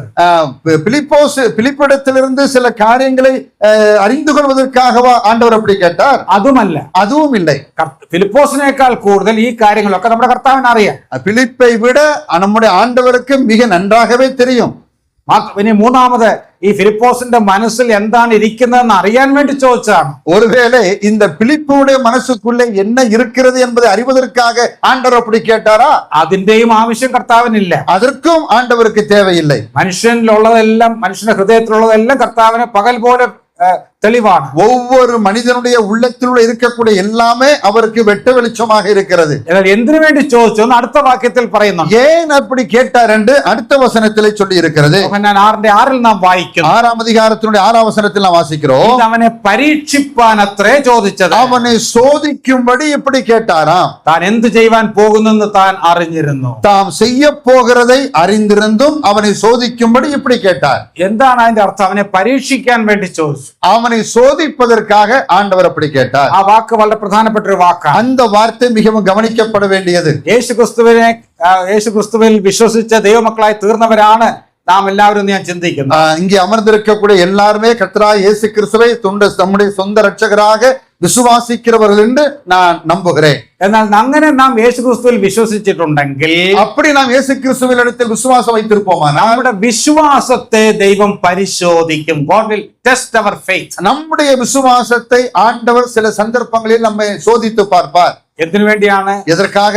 അതിനെ സ്ട്രെങ്തൻ ചെയ്യുവാൻ, നമ്മെ ശക്തീകരിക്കാൻ വേണ്ടി. அந்த விசுவாசத்திலே நீங்கள் நானும் உறுதிப்பட வேண்டும் என்பதற்காக. അങ്ങനെ ഈ ഫിലിപ്പോസിന്റെ വിശ്വാസത്തിൽ ഫിലിപ്പോസിനെ ഉറപ്പിക്കാൻ, മറ്റു ശിഷ്യന്മാരെ ഉറപ്പിക്കാൻ വേണ്ടിയാണ് ഈ ചോദ്യം ചോദിച്ചത്. இந்த கேள்வியை கேட்டதனுடைய நோக்கமானது பிலிப்புவை மட்டுமல்ல, கூட இருக்கக்கூடிய சீசருடைய விசுவாசத்தை உறுதிப்படுத்துவதற்காகத்தான் ஆண்டவர் அப்படி கேட்கிறார். ശരി, ഫിലിപ്പോസിന്റെ മറുപടിയിൽ നിന്ന് തന്റെ അല്പവിശ്വാസം വെളിപ്പെട്ടു. பிலிப்பு சொன்னதான பதில் மூலமாக அவனுடைய அவிசுவாசம் என்ன என்பதை நம்மாலே புரிந்து கொள்ள முடிகிறது. 6:7 എന്താണ് വായിക്കുന്നത്? 6ஆம் அதிகாரத்தினுடைய 7ஆம் வசனத்தில் என்ன வாசிக்கிறோம்? ഫിലിപ്പോസ് അവനോട് ഓരോരുത്തന് അല്പം അല്പം ലഭിക്കേണ്ടതിന് 200 പണത്തിന് അപ്പം മതിയാക ഇല്ല എന്ന് പറഞ്ഞു. பிலிப்பு அவருக்கு பிரயுத்தரமாக, இவர்கள் ஒவ்வொருவனும் கொஞ்சம் கொஞ்சம் எடுத்துக்கொண்டாலும் 200 பணத்து அப்பங்களும் இவர்களுக்கு போதாதே என்றார். 200 പണത്തിന് പറയുമ്പോൾ അക്കാലത്തെ 8 മാസത്തെ ശമ്പളമാണ്. 200 பணம் என்று சொல்லுவது அன்றைய காலத்துல ஒரு மனிதனுடைய 8 மாத சம்பளம். ഒരു വലിയ തുകയാണ്. அது மிகப்பெரிய ஒரு தொகை. അത് അത്രയും തുക ഉണ്ടെങ്കിൽ പോലും മതിയാകയില്ല എന്നാണ് പറയുന്നത്. அவ்வளவு பணத்திற்கு அப்பங்களை வாங்கினாலும் இந்த கூட்டத்திற்கு போதுமானதா இராது. എനിക്ക് ഫിലിപ്പോസിനെ അല്പം ബഹുമാനമുണ്ട്. எனக்கு இந்த பிலிப்பு மீது ஒரு மரியாதை இருக்கிறது. കാരണം വളരെ പെട്ടെന്ന് കണക്ക് കൂട്ടി ഉത്തരം പറഞ്ഞു. மிக குறுகிய நேரத்துக்குள்ளே ஒரு கால்குலேட் பண்ணி என்ன பண்றாரு, டக்குன்னு அவர் பதிலை சொல்லுகிறார். அந்த കാൽക്കുലേറ്റർ ഇല്ലാത്ത കാലത്ത് താൻ കണക്ക് കൂട്ടി പറഞ്ഞു. அன்றைய காலத்திலே கால்குலேட்டர் இல்லாத போதே கணக்கு போட்டு அவர் சொல்லுகிறார். ഞാൻ ചിന്തിക്കുന്നത് ഫിലിപ്പോസ് ഇന്ന് ജീവിച്ചിരുന്നെങ്കിൽ തീർച്ചയായും എഞ്ചിനീയറിംഗ് കോളേജ് അഡ്മിഷൻ കിട്ടുമായിരുന്നു. அதாவது இன்றைக்கு அந்த பிலிப்பு இருந்திருப்பாரையானால் நிச்சயமாக ஒரு இன்ஜினியரிங் கல்லூரியிலே அவருக்கு இடம் கிடைத்திருக்கும். ഞാനും എഞ്ചിനീയറിംഗ് കോളേജ് പഠിപ്പിക്കുകയും ചെയ്ത ആൾ 98 ജോലി രാജിവെക്കുന്നത്. நானும் இன்ஜினியர் கல்லூரியிலே நான் படித்தவன் மட்டுமல்ல, இன்ஜினியர் கல்லூரியில படிப்பித்தவன், கற்றுக் கொடுத்த லட்சணமாக இருந்தேன். 98 ജോലി രാജിവെച്ചത്. 1998 என்னுடைய வேலையை நான் ராஜினாமா செய்தேன். അങ്ങനെയാണ് കർത്താവിന്റെ വേലയ്ക്ക് ഇറങ്ങിയത്. அதுக்கு பிற்பாடுதான் ஆண்டவருடைய ஊழியத்திற்காக வந்து വളരെ പെട്ടെന്ന് കണക്ക് കൂട്ടി. ஆகவே மிக சீக்கிரத்திலே அவன் கணக்கு போட்டு விட்டான். പക്ഷേ ഫിലിപ്പോസിന്റെ കണക്ക് കൂട്ടലിൽ ഒരു മിസ്റ്റേക്ക് ഉണ്ടായിരുന്നു. ஆனால் இவன் போட்டதான கணக்கிலே ஒரு தவறு இருந்தது. എന്താണ് മിസ്റ്റേക്ക്? அந்த தவறு என்ன? அந்த தவறு என்ன? 200 വെള്ളിക്കാശ് എന്നുള്ളതിലല്ല മിസ്റ്റേക്ക് വന്നത്. அந்த 200 வெள்ளிப்பணத்தில் அல்ல அந்த தவறு. തന്റെ കണക്ക് കൂട്ടലിൽ ഒരാളിനെ താൻ വിട്ടുപോയി. அந்த கணக்கு கூட்டுகிற போது ஒரு நபரை அவன் விட்டு விட்டான். അതാരാണ്? அது யாரு? കർത്താവിനെ വിട്ടുപോയി. ஆண்டவரை அவன் விட்டு விட்டான். കർത്താവിനെ ഒഴിവാക്കി സാധാരണ ലോക മനുഷ്യർ കണക്ക് കൂട്ടുന്നത് പോലെ ഫിലിപ്പോസ് കണക്ക് കൂട്ടി. ஆண்டவரை விட்டுவிட்டு ஒரு சாதாரணமான மனிதன் கணக்கு போடுவதை போல அவன் போட்டு விட்டான். അതാണ് ഫിലിപ്പോസ് കാണിച്ച മിസ്റ്റേക്ക്. அதுதான் அவன் செய்த மிகப்பெரிய ஒரு தவறு. പ്രിയപ്പെട്ടവരെ, പലപ്പോഴും ഫിലിപ്പോസിനെ പോലെയാണ് ഞാനും നിങ്ങളും പല കാര്യങ്ങളിലും കണക്ക് കൂട്ടലുകൾ നടത്തുന്നത്. பல சந்தர்ப்பங்களில் நீங்களும் நானும் கூட இந்த பிலிப்புவை போல அவ்வப்போது நான் தவறான கணக்கு போட்டு விடுகிறோம். ഒരിക്കൽ ഒരു വീട്ടിലെ ഇളയ മകൻ, ഏതാണ്ട് 8-10 വയസ്സ് പ്രായമുള്ള ആൺകുട്ടി, ஒரு வீட்டிலே 8 to 10 வயதுக்குள்ளதான ஒரு பையன் ആ വീട്ടിന്റെ ആ കോർട്ട്യാർഡിൽ, ആ മുറ്റത്തെ ഒരു മൂലയിൽ ഒരു അല്പം വലിയ ഒരു പാറക്കഷ്ണം ഉണ്ടായിരുന്നു. അത് ഉയർത്താൻ വേണ്ടി ശ്രമിച്ചുകൊണ്ടിരിക്കുകയാണ്. அந்த வீட்டினுடைய முற்றத்திலே ஒரு மூலையிலே ஒரு பாறங்கள் இருந்தது. அந்த கல்லை எடுப்பதற்காக அவர் முயற்சித்துக் கொண்டிருக்கிறார். അവൻ അതിനുവേണ്ടി ശ്രമിക്കുന്നു, സാധിക്കുന്നില്ല, പിന്നെയും ശ്രമിക്കുന്നു, ഇങ്ങനെ പല പ്രാവശ്യം ശ്രമിച്ചു. அந்த கல்லை எடுத்து தூக்கி பார்க்கிறான், முடியவில்லை, மறுபடியும் தூக்கி பார்க்கிறான், இப்படி முயற்சி செய்து கொண்டிருக்கிறார். അവന്റെ പിതാവ് ഇത് കണ്ടുകൊണ്ട് അല്പം ദൂരെ നിൽക്കുകയായിരുന്നു. இவன் செய்வதையெல்லாம் அவனுடைய தகப்பன் தூரத்திலிருந்து கவனித்துக் கொண்டிருக்கிறார். ഇങ്ങനെ പല പ്രാവശ്യം ശ്രമിച്ച് പരാജയപ്പെട്ടപ്പോൾ பல முறை அவன் தூக்கி தூக்கி தோற்று போன போது ആ മകനെ വിളിച്ച് പിതാവ് ഇങ്ങനെ ചോദിച്ചു. மகனை பார்த்து தகப்பன் இப்படியாக கேட்டார், മകനെ, നീ നിന്റെ എല്ലാ ശക്തിയും സർവശക്തിയും ഉപയോഗിച്ചോ? மகனே, உன்னுடைய முழு பலத்தையும் அதை தூக்குவதற்காக நீ பயன்படுத்தினாயா? അപ്പോൾ മകൻ പറഞ്ഞു, ഡാഡി, ഞാൻ എന്റെ ശക്തി എല്ലാം ഉപയോഗിച്ചു. அவன் சொன்னா, அப்பா, நான் கூடுமான வரைக்கும் முழு பலத்தையும் நான் பயன்படுத்தினேன். അപ്പോൾ ആ പിതാവ് ഇങ്ങനെ പറഞ്ഞു, அப்போது தகப்பன் சொன்னான், നീ എല്ലാ ശക്തിയും ഉപയോഗിച്ചിട്ടില്ല. நீ எல்லா பலனையும் நீ பயன்படுத்தவில்லை. ഞാൻ ഇവിടെ നിൽപ്പുണ്ട്, ഞാൻ നിന്റെ പിതാവാണ്. நான் இங்கே நிற்கிறேன், நான் உன்னுடைய தகப்பன். നീ എന്നോടൊന്ന് ആവശ്യപ്പെട്ടിരുന്നെങ്കിൽ ഞാൻ നിന്നെ സഹായിക്കുമായിരുന്നു. நீ என்னிடத்தில் ஒன்று கேட்டிருந்தால் நான் உனக்கு உதவி செய்திருப்பேன். എന്റെ ശക്തി നിന്റെ ശക്തിയാണ്. என்னுடைய பலன் உன்னுடைய பலன். അതുകൊണ്ട് നീ നിന്റെ ശക്തി പൂർണ്ണമായും ഉപയോഗിച്ചിട്ടില്ല. நீ உன்னுடைய முழு பலத்தையும் பயன்படுத்தவில்லை. പ്രിയപ്പെട്ടവരെ, ഈ തെറ്റ് തന്നെയല്ലേ നാമും ചെയ്യുന്നത്. இந்த தவறைத்தான் நானும் நீங்களும் செய்து கொண்டிருக்கிறோம். നമ്മുടെ ജീവിതത്തിലെ പ്രശ്നങ്ങളാകുന്ന കല്ലുകളെ ഉയർത്തുവാൻ വേണ്ടി നമ്മുടെ സ്വന്തം ശക്തിയിൽ നാം പരിശ്രമിച്ച് പരാജയപ്പെടുകയാണ്. நம்முடைய வாழ்க்கையிலே நாம் சந்தித்துக் கொண்டிருக்கக்கூடிய பல பிரச்சனைகளுக்கு அதை தீர்வு செய்வதற்காக நம்மாலே முடிந்த மட்டும் நாம் பிரயாசப்பட்டு கொண்டிருக்கிறோம். അതാണ് ഇവിടെ ഫിലിപ്പോസും കാണിച്ച മിസ്റ്റേക്ക്, തെറ്റ്. அதைத்தான் இந்த பிலிப்புவும் அந்த தவறை செய்தார். ശരി, ഇവിടെ ആ പ്രശ്നത്തിന് ദൈവം ഒരു അത്ഭുതം പ്രവർത്തിച്ച് പരിഹാരം ഉണ്ടാക്കി. இங்கே ஒரு அற்புதத்தை செய்து அந்த பிரச்சனைக்கு ஒரு பரிகாரத்தை ஆண்டவர் உண்டாக்கினார். അതുകൊണ്ട് എല്ലാ പ്രശ്നങ്ങളെയും ദൈവം അത്ഭുതകരമായി പരിഹരിക്കും എന്ന വാഗ്ദാനം ഇല്ല. அங்கே ஒரு பிரச்சனைக்கு ஒரு பரிகாரத்தை உண்டாக்கினதினாலே நம்முடைய வாழ்க்கை நடக்கக்கூடிய எல்லா பிரச்சனைகளுக்கும் அவர் பரிகாரத்தை உண்டாக்குவார் என்று நமக்கு அவர் வாக்கு கொடுக்கவில்லை. ഇത് ഞാൻ പറയുമ്പോൾ ചിലരുടെ മനസ്സിലൊരു സംശയം തോന്നും. இதை நான் சொல்லுகிற போது பலருடைய மனசுக்குள்ளே சில சந்தேகங்கள் வரக்கூடும். നമ്മുടെ ദൈവത്തിന് പ്രശ്നങ്ങൾ പരിഹരിക്കാൻ കഴിയുമെങ്കിൽ, நம்முடைய ஆண்டவருக்கு பிரச்சனைகளுக்கு பரிகாரத்தை உண்டாக்க முடியுமானால், താൻ എന്തിനു വേണ്ടിയാണ് ഈ പ്രശ്നങ്ങൾ തന്നെ സ്നേഹിക്കുന്ന ദൈവമക്കളുടെ ജീവിതത്തിൽ അനുവദിക്കുന്നത്? ஏன் அவரை நேசிக்கக்கூடிய மக்களுடைய வாழ்க்கையிலே அதிகமான பிரச்சனைகள் வருவது? അത് നമ്മെ പലപ്പോഴും അലട്ടുന്ന ഒരു ചോദ്യമാണ്. இது நம்மை குலுக்கக்கூடியதான ஒரு கேள்வியாக இருக்கிறது. പ്രിയപ്പെട്ടവരെ, അതിന്റെ പിന്നിലും ദൈവത്തിനൊരു ഉദ്ദേശ്യമുണ്ട്. அதற்கு பின்னாலேயும் ஆண்டவருக்கு ஒரு மிகப்பெரிய ஒரு திட்டம் இருக்கிறது. ഇങ്ങനെയുള്ള പ്രശ്നങ്ങൾ വരുമ്പോഴാണ് നാം നമ്മുടെ പരിമിതിയും ദൈവത്തിന്റെ ശക്തിയും തിരിച്ചറിയുന്നത്. இப்படிப்பட்டதான சம்பவங்கள் மூலமாக, சூழ்நிலைகள் மூலமாக நம்முடைய பலவீனத்தையும் ஆண்டவருடைய பலனையும் பரிபூர்ணமாக நாம் அறிய முடியும். ഞാൻ ചില വാക്യങ്ങൾ മാത്രം പെട്ടെന്ന് ഉദ്ധരിച്ചു പോകാം. நான் ஒரு சில வசனங்களை மாத்திரம் உங்களுக்கு சொல்ல விரும்புகிறேன். 34 സങ്കീർത്തന 8 വാക്യത്തിൽ നാം എന്താണ് വായിക്കുന്നത്? 34 சங்கீதம் 8 வசனத்தில் என்ன வாசிக்கிறோம்? യഹോവ നല്ലവനെന്ന് രുചിച്ചറിവേ. கர்த்தர் நல்லவர் என்பதை ருசித்து பாருங்கள். ശരി, എന്റെ ചോദ്യം, നമ്മുടെ ജീവിതത്തിൽ കൈപ്പേറിയ അനുഭവങ്ങൾ ഇല്ലെങ്കിൽ യഹോവ നല്ലവനെന്ന് എങ്ങനെ രുചിച്ചറിയും? நம்முடைய வாழ்க்கையிலே சில கசப்பான அனுபவங்கள் இல்லாவிட்டால் கர்த்தர் நல்லவர் என்பதை எப்படி சொல்ல முடியும்? അതുകൊണ്ടാണ് കൈപ്പേറിയ അനുഭവങ്ങൾ അനുവദിക്കുന്നത്. ஆகவே தான் ஆண்டவர் சில கசப்பான அனுபவங்களை நம்முடைய வாழ்க்கையில அனுமதிக்கிறார். 23 സങ്കീർത്തനം 5 വാക്യത്തിൽ 23 சங்கீதம் 5 வசனத்திலே ദാവീദ് എഴുതുന്നു, தாவீது எழுதுகிறார், എന്റെ ശത്രുക്കൾ കാൺകെ നീ എനിക്ക് വിരുന്നൊരുക്കുന്നു. என் சத்துருக்களுக்கு முன்பாக நீர் எனக்கு ஒரு பந்தியை ஆயத்தப்படுத்துகிறீர். നമ്മുടെ പ്രാർത്ഥന എന്താണ്? நம்முடைய ஜெபம் என்ன? ദൈവമേ എന്റെ ശത്രുക്കളെ എല്ലാം ഇല്ലാതെയാക്കണമേ. ஆண்டவரே என் சத்துருக்க ஒருத்தன் கூட எனக்கு இருக்க கூடாது. എന്നാൽ എന്താണ് വാഗ്ദാനം? ஆனா வாக்குத்தத்தம் என்ன? ശത്രുക്കളെ ഇല്ലാതെയാക്കാമെന്ന് വാഗ്ദാനം ഇല്ല. சத்துருக்களே உனக்கு இருக்க மாட்டார்கள் என்று ஆண்டவர் சொல்லவில்லை. എന്നാൽ ശത്രുക്കളുടെ മുമ്പാകെ മേശയൊരുക്കാമെന്ന് വാഗ്ദാനമുണ്ട്. ஆனால் சத்துருக்களுக்கு முன்பாக பந்தியை ஆயத்தப்படுத்துவேன் என்று வாக்கு கொடுக்கிறார். അവിടെയാണ് ദൈവത്തിന്റെ നാമം മഹത്വപ്പെടുന്നത്. அங்கேதான் தேவனுடைய நாமம் மகிமைப்படுகிறது. 91 സങ്കീർത്തനം 11-12 വാക്യങ്ങളിൽ 91 சங்கீதம் 11-12 வசனம் வாசிக்கிற போது 11 വാക്യത്തിൽ നാം ഇങ്ങനെ വായിക്കുന്നത്, 11 வசனத்தை இப்படியாக நாம் வாசிக்கிறோம். നിന്റെ എല്ലാ വഴികളിലും നിന്നെ കാക്കേണ്ടതിന് അവൻ നിന്നെ കുറിച്ച് തന്റെ ദൂതന്മാരുടെ കൽപ്പിക്കും. നിന്റെ കാൽ കല്ലിൽ തട്ടിപ്പോകാതിരിക്കേണ്ടതിന് അവർ നിന്നെ കൈകളിൽ വഹിച്ചു. உன் வழிகளெல்லாம் உன்னை காக்கும்படிக்கு உனக்காக தம்முடைய தூதர்களுக்கு கட்டளையிடுவார். அவர்கள் உன் பாதம் கல்லில் இடராதபடிக்கு தங்கள் கரங்களிலே உன்னை ஏந்திக் கொள்வார்கள். നമ്മുടെ പ്രാർത്ഥന എന്താണ്? நம்முடைய ஜெபம் என்ன? കർത്താവേ, എന്റെ വഴികളിൽ നിന്ന് കല്ലുകളെ എല്ലാം നീക്കണം. ஆண்டவரே, நான் போகிறதான பாதையில எந்த விதமான கல்லும் இருக்கப்படாது. കല്ല് നീക്കാമെന്ന് വാഗ്ദാനമില്ല. ஆண்டவர் கற்களை மாற்றுவேன் என்று ஆண்டவர் சொல்லவில்லை. കല്ലുകൾ അവിടെ കിടന്നുകൊള്ളട്ടെ, கல்லு அங்கே இருக்கட்டும். എന്നാൽ നിന്റെ കാൽ കല്ലിൽ തട്ടിപ്പോകാതെ സൂക്ഷിക്കാവുന്ന വാഗ്ദാനമുണ്ട്. உன்னுடைய கால் அந்த கல்லிலே மோதாதபடிக்கு நான் அதை பாதுகாத்துக் கொள்வேன். ഇതുപോലെ അനേക വാക്യങ്ങളുണ്ട്. இப்படி அநேக வாக்குத்தத்தங்கள் உண்டு. പ്രിയപ്പെട്ടവരെ, എന്താണ് ഇതെന്ന് നമുക്ക് പഠിക്കാൻ കഴിയുന്നത്? என் அன்புக்குரியவரை, இதன் மூலமாக நாம் என்ன கற்றுக்கொள்கிறோம்? ക്രിസ്തീയ ജീവിതം പ്രശ്നരഹിതമായ ഒരു ജീവിതമല്ല. கிறிஸ்தவ வாழ்க்கை என்பது பிரச்சனையே இல்லாத வாழ்க்கை அல்ல. എന്നാൽ പ്രശ്നങ്ങളുടെ മധ്യത്തിൽ ദൈവത്തിന്റെ മഹത്വം കാണാൻ കഴിയുന്ന ജീവിതമാണ്. பிரச்சனைகளின் மத்தியிலே தேவனுடைய மகிமையை காணக்கூடியதான ஒரு வாழ்க்கை தான் கிறிஸ்தவ ഈ வாழ்க்கை. പ്രശ്നങ്ങൾ ഉണ്ടെങ്കിലേ നമ്മുടെ ആത്മീക പേശികൾ ശക്തിപ്പെടുകയുള്ളൂ.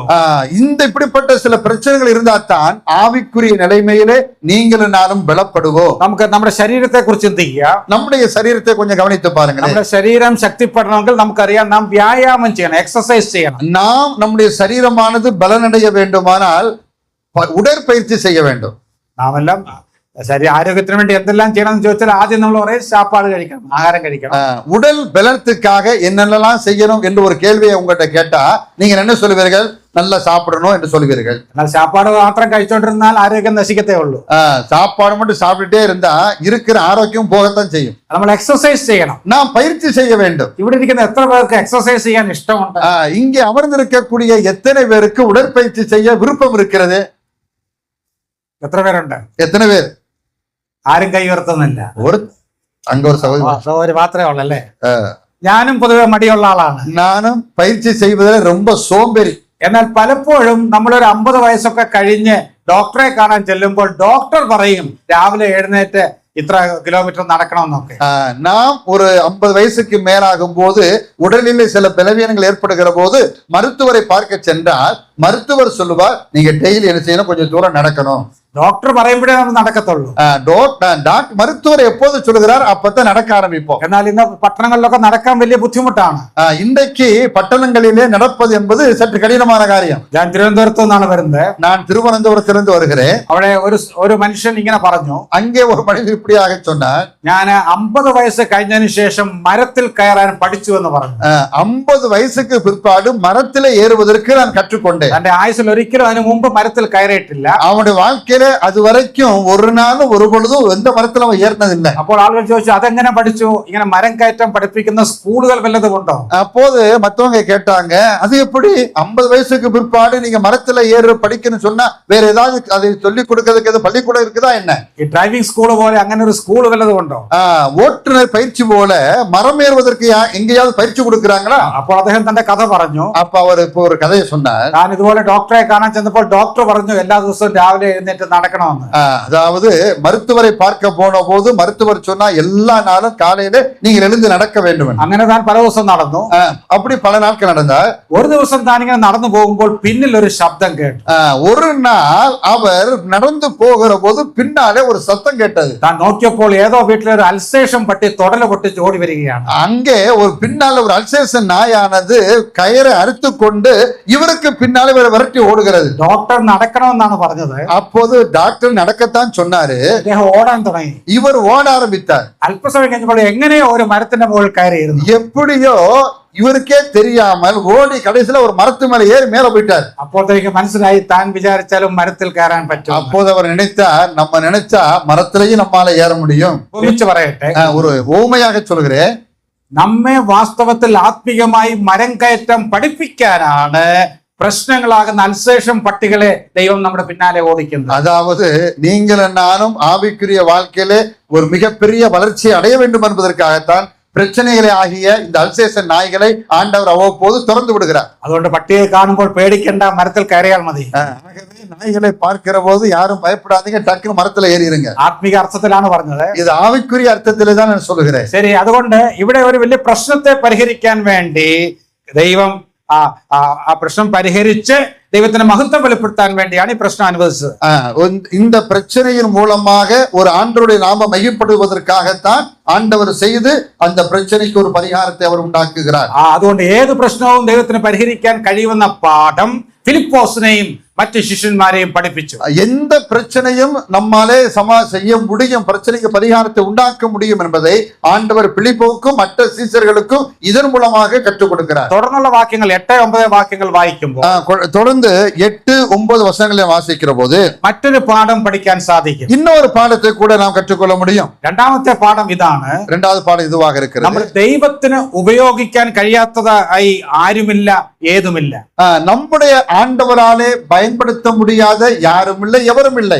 നമ്മുടെ ദൈവത്തിന് ഉപയോഗിക്കാൻ കഴിയാത്തവരായി ആരുമില്ല, ഒന്നുമില്ല. நம்முடைய ஆண்டவராலே பயன்படுத்த முடியாத யாரும் இல்லை, எதுவும் இல்லை. എന്നാൽ അവന് വേണ്ടി സ്വയം സമർപ്പിച്ചവരെ മാത്രമേ താൻ ഉപയോഗിക്കുകയുള്ളൂ. அவருக்காக யாரெல்லாம் தங்களை பரிபூர்ணமாக சமர்ப்பிக்கிறார்களோ சமர்ப்பிக்கிறவர்களை ஆண்டவர் உபயோகப்படுத்துகிறார். 8-9 വാക്യങ്ങൾ പെട്ടെന്ന് വായിക്കാം. 8-9 வசனங்களை சீக்கிரமாக வாசிப்போம். அப்பொழுது அவருடைய சீசரில் ஒருவனும் சீமோன் பேதுருவின் சகோதரனுமாகிய அந்திரேயா அவரை நோக்கி, இங்கே ஒரு பையன் இருக்கிறான், அவன் கையில் 5 வார்கோதுமை அப்பங்களும் 2 மீன்களும் உண்டு, ஆனாலும் அவைகள் இத்தனை ஜனங்களுக்கு எம்மாத்திரம் என்றான். ഇവിടെ അന്ത്രയാസ് എന്ന് പറയുന്ന ശിഷ്യനെ കാണുന്നു. இங்கே அந்திரேயா என்று சொல்லப்படுகிற ஒரு சீடனை பார்க்கிறோம். പത്രോസിന്റെ സഹോദരനായ അന്ത്രയാസ്. இவன் பேதுருடைய சகோதரனாக இருக்கிறான். ഈ അന്ത്രയാസ് ആണ് ഈ ബാലകനെ യേശുവിന്റെ അടുക്കൽ കൊണ്ടുവരുന്നത്. இந்த அந்திரேயா தான் இந்த சிறு பையனை ஆண்டவரிடத்திலே அழைத்து கொண்டு வருகிறார். എന്നാൽ അന്ത്രയാസ് എന്താണ് പറയുന്നത്? அந்திரேயா என்ன சொல்கிறான்? അവന്റെ കയ്യിൽ 5 യവത്തപ്പവും 2 മീനുമുണ്ട്, എങ്കിലും ഇത്ര പേർക്ക് അത് എന്തുള്ളൂ. இங்க ஒரு பையன் இருக்கிறான், அவன் கையில 5 வார்கோதுமை அப்பங்களும் 2 மீன் துண்டு இருக்கிறது. ஆனால் இந்த அப்பமும் மீனும் இவ்வளவு பெரிய கூட்டத்திற்கு எப்படி போதுமானதாக இருக்கும்? ഇവിടെ അന്ത്രയാസും ഫിലിപ്പോസും ഒരു നാണയത്തിന്റെ 2 വശങ്ങളാണ്. இங்க அந்திரேயாவும் சரி பிலிப்பும் சரி ஒரு நாணயத்துக்கு 2 பக்கங்கள் இருப்பது போல தான் இருக்கிறார். ഫിലിപ്പോസ് പറഞ്ഞു ഇത് മതിയാകയില്ല. பிலிப்பு சொல்லுகிறார் இது போதாது, பத்தாது. അന്ത്രയാസ് പറഞ്ഞു ഇത് എന്തുള്ളൂ. இவன் சொல்லுகிறார் இது எம்மாத்திரம். ഇവർ രണ്ടുപേരും യേശുവിനെ അവരുടെ കണക്ക് കൂട്ടലിൽ എടുത്തില്ല. இந்த 2 பேருமே அவர்களுடைய கணக்கு கூட்டலிலே அவரை விட்டு விட்டார்கள். എന്നാൽ ഈ സംഭവത്തിലെ ഒരു പ്രധാന നായകൻ ഈ ബാലകനാണ്. இந்த சம்பவத்திலே மிக முக்கியமான ஒரு கதாபாத்திரம் இந்த பையன். ദൈവത്തിന് ആരെയും ഉപയോഗിക്കാൻ കഴിയും. தேவனுக்கு தேவன் யாரையும் பயன்படுத்த முடியும். ധാരാളം ഉദാഹരണങ്ങൾ പഴയ നിയമത്തിലും പുതിയ നിയമത്തിലും ഉണ്ട്. வேத புத்தகத்திலே பழைய ஏற்பாட்டிலும் சரி புதிய ஏற்பாட்டிலும் சரி ஏராளமான திருஷ்டாந்தங்கள் நமக்கு இருக்கிறது. നമുക്കറിയാം ക്ഷാമകാലത്ത് ഏലിയ പ്രവാചകനെ പരിപോഷിപ്പിക്കാൻ വേണ്ടി ദൈവം ഒരു കാക്കയെ ഉപയോഗിച്ചു. நமக்கு தெரியும் எலியாவை பஞ்சகாலத்திலே எலியாவை போஷிப்பதற்கு ஆண்டவர் ஒரு காகத்தை பயன்படுத்தினார். കാക്ക ആർക്കെങ്കിലും ഭക്ഷണം കൊടുത്തിട്ടുണ്ടോ? எங்கேயாவது காக்கா யாருக்காவது உணவு கொடுத்தது உண்டா? കാക്ക എപ്പോഴും നമ്മുടെ ഭക്ഷണം തട്ടിയെടുക്കുകയാണ്. காக்கையுடைய சுபாவம் என்பது நம் கையில் இருக்கக்கூடியதை பறித்து கொண்டு போவதுதான். അങ്ങനെയുള്ളൊരു കാക്കയെ ഉപയോഗിച്ച് വലിയ പ്രവാചകനെ പരിപോഷിപ്പിച്ചു. அப்படிப்பட்டதான காக்காவை மூலமாக ஒரு பெரிய தீர்க்கதரிசியை ஆண்டவர் போஷிக்கிறார். അത് കഴിഞ്ഞപ്പോൾ സാരഫാത്തിലെ വിധവയുടെ അടുക്കിലേക്കാണ് ഏലിയാവിനെ വിടുന്നത്. அதுக்கு பிற்பாடு சாரிபாத்து என்கிறதான ஒரு ஊரிலே ஒரு 7 விதவையின் வீட்டிற்கு ஆண்டவர் அனுப்புகிறார். ധനികയായ ഒരു വിധവയല്ല, அவள் ஐஸ்வர்யமுள்ள ஒரு விதவை அல்ல, അവസാനത്തെ അപ്പവും കഴിച്ച് മരിക്കാനിരിക്കുന്ന വിധവ. இருக்கிறதுல ஒரே ஒரு பிடி மாவை கொண்டு அப்பத்தை சுட்டு அதை சாப்பிட்டு சாவதற்காக இருக்கக்கூடிய ஒரு விதவை. അങ്ങനെയുള്ള ഒരു സ്ത്രീയെ ഉപയോഗിച്ച് ദൈവം ഏലിയാവിനെ പോഷിപ്പിച്ചു. அப்படிப்பட்டதான ஒரு ஏழை விதவையை கொண்டு ஆண்டவர் தம்முடைய ஊழியக்காரனாகிய எலியாவை போஷிக்கிறார். എന്താണ് ഇതിൽ കൂടെ പഠിക്കാൻ കഴിയുന്നത്? இதன் மூலமாக நாம் என்னத்தை கற்றுக்கொள்கிறோம்? ദൈവത്തിന് ഉപയോഗിക്കാൻ കഴിയാത്തതായി ആരും തന്നെ ഇല്ല. தேவனால் பயன்படுத்த முடியாத யாருமே இல்லை. പുതിയ നിയമത്തിൽ വരുമ്പോൾ ലൂക്കോസ് 19:31 നാം വായിക്കുന്നു, லூக்கா புதிய ஏற்பாட்டிலே லூக்கா 19:31 തന്റെ ശിഷ്യന്മാരെ പറഞ്ഞയക്കുമ്പോൾ കർത്താവ് പറഞ്ഞു, നിങ്ങൾ അവിടെ ചെല്ലുമ്പോൾ അവിടെ ഒരു കഴുതയെ കാണും, ആ കഴുതയെ ഇങ്ങോട്ട് കൊണ്ടുവരണം, എനിക്ക് കർത്താവിന് അതിനെ കൊണ്ട് ആവശ്യമുണ്ടെന്ന് പറയണം. அங்க ஆண்டவர் சொல்லி அனுப்புறார், நீங்க ஒரு பட்டணத்துக்கு போங்க, அங்க ஒரு கழுதை குட்டி இருக்கும், அதை அவுத்துக்கிட்டு வாங்க, எவனாவது கேட்டா அது கர்த்தருக்கு தேவை என்று சொல்லுங்க. നോക്ക, ഒരു കഴുതയെ പോലും കർത്താവിന് ആവശ്യമുണ്ട്. ஒரு கழுதை கூட ஆண்டவருக்கு தேவை. ദൈവത്തിന് സ്തോത്രം. അതുകൊണ്ടാണ് ദൈവം എന്നെയും നിങ്ങളെ ഉപയോഗിക്കുന്നത്. ஆகவே தான் ஆண்டவருக்கு மகிமை உண்டாகட்டும், கழுதையாகிய உங்களையும் என்னையும் ஆண்டவர் தெரிந்தெடுத்திருக்கிறார். ശരി, ആ കുട്ടിയെ എന്തിനു വേണ്ടിയാണ് ദൈവം ഉപയോഗിച്ചത്? இந்த பையனை ஆண்டவர் எதற்காக பயன்படுத்தினார்? അല്ലെങ്കിൽ എന്തുകൊണ്ടാണ് ഉപയോഗിച്ചത്? எதனாலே அவர் பயன்படுத்தினார்? ആ കുട്ടിയിൽ നിന്നും ചില പാഠങ്ങൾ പഠിക്കാനുണ്ട്. அந்த சிறு பையனிடத்திலிருந்தும் சில பாடங்களை நாம் கற்றுக்கொள்ள இருக்கிறோம். 5 അപ്പവും 2 മീനും അവന്റെ മാതാവ് അവൻ ഭക്ഷിക്കാൻ വേണ്ടി കൊടുത്തയച്ചതാണ്. இந்த 5 அப்பத்தையும் 2 மீனையும் அவனுடைய தாய் இவன் சாப்பிடுவதற்காக கொடுத்து அனுப்புகிறார்கள்.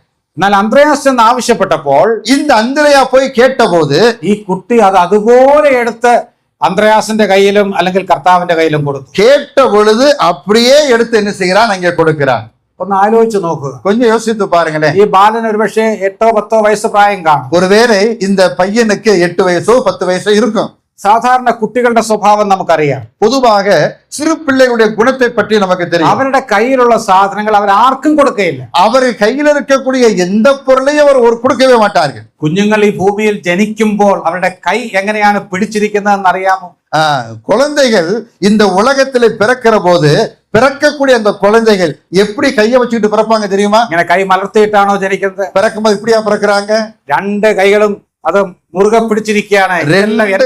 ഇതെല്ലാം എന്റേതാണെന്ന് പറഞ്ഞുകൊണ്ടാണ് ജനിക്കുന്നത്. அவங்க பிறக்கும் போதே கையை நல்லா இறுக பிடித்து கொண்டுதான் மூடிக்கொண்டுதான் இதெல்லாம் எனக்குரியது என்று சொல்லிக் கொண்டுதான் அவர்கள் பிறக்கிறார்கள். കുഞ്ഞുങ്ങൾ ഒരിക്കലും അവരുടെ കാര്യം മറ്റൊരാൾ കൊടുക്കുകയില്ല.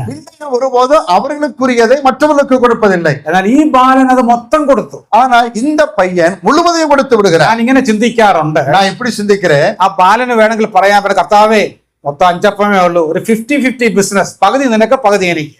ஒருவேளை இப்படி கூட ஒரு டீல் பண்ணிங்க, இந்த பாருங்க இங்க இருக்கிறது இப்படி இருக்கு, பாதி உங்களுக்கு பாதி எனக்கு, அப்படி ஒன்று சொல்லவில்லை. അങ്ങനെ പറഞ്ഞാൽ പോലും അവനെ കുറ്റം പറയാൻ പറ്റുകയില്ല. அப்படி சொன்னாலும் அது தவறு என்று சொல்வதற்கும் வழி இல்லை. എന്നാൽ അവൻ അങ്ങനെ പറഞ്ഞില്ല, അത് മൊത്തമായിട്ട് കർത്താവിന്റെ കയ്യിൽ കൊടുത്തു. அவன் அப்படி சொல்லல, கேட்கிற போது முழுவதுமாக தூக்கி கொடுக்கிறார். നാം നമ്മെ തന്നെ കർത്താവിന് കൊടുക്കുമെങ്കിൽ ദൈവം നമ്മെ ഉപയോഗിക്കും. நம்மை பரிபூர்ணமாக ஆண்டவர் கரங்களில் அர்ப்பணிப்போமானால் நம்மையும் பயன்படுத்த ஆண்டவரால் முடியும்.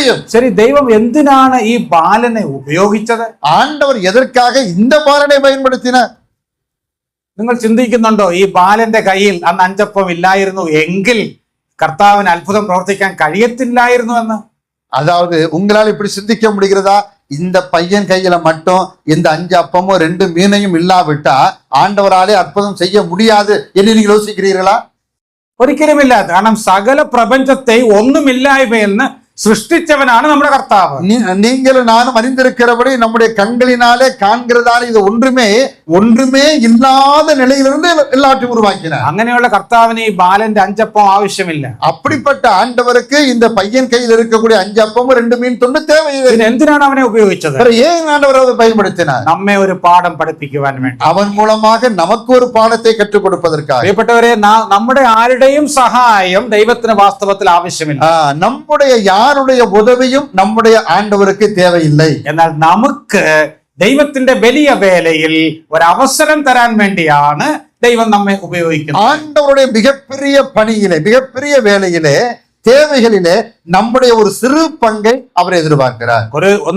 1 കൊരിന്ത്യർ 3:9 1 கொரிந்தியர் 3:9 പൗലോസ് ഇങ്ങനെ എഴുതുന്നു, அப்போஸ்தலனாகிய பவுல் இப்படி எழுதுகிறார், ഞങ്ങൾ ദൈവത്തിന്റെ കൂട്ടുവേലക്കാർ.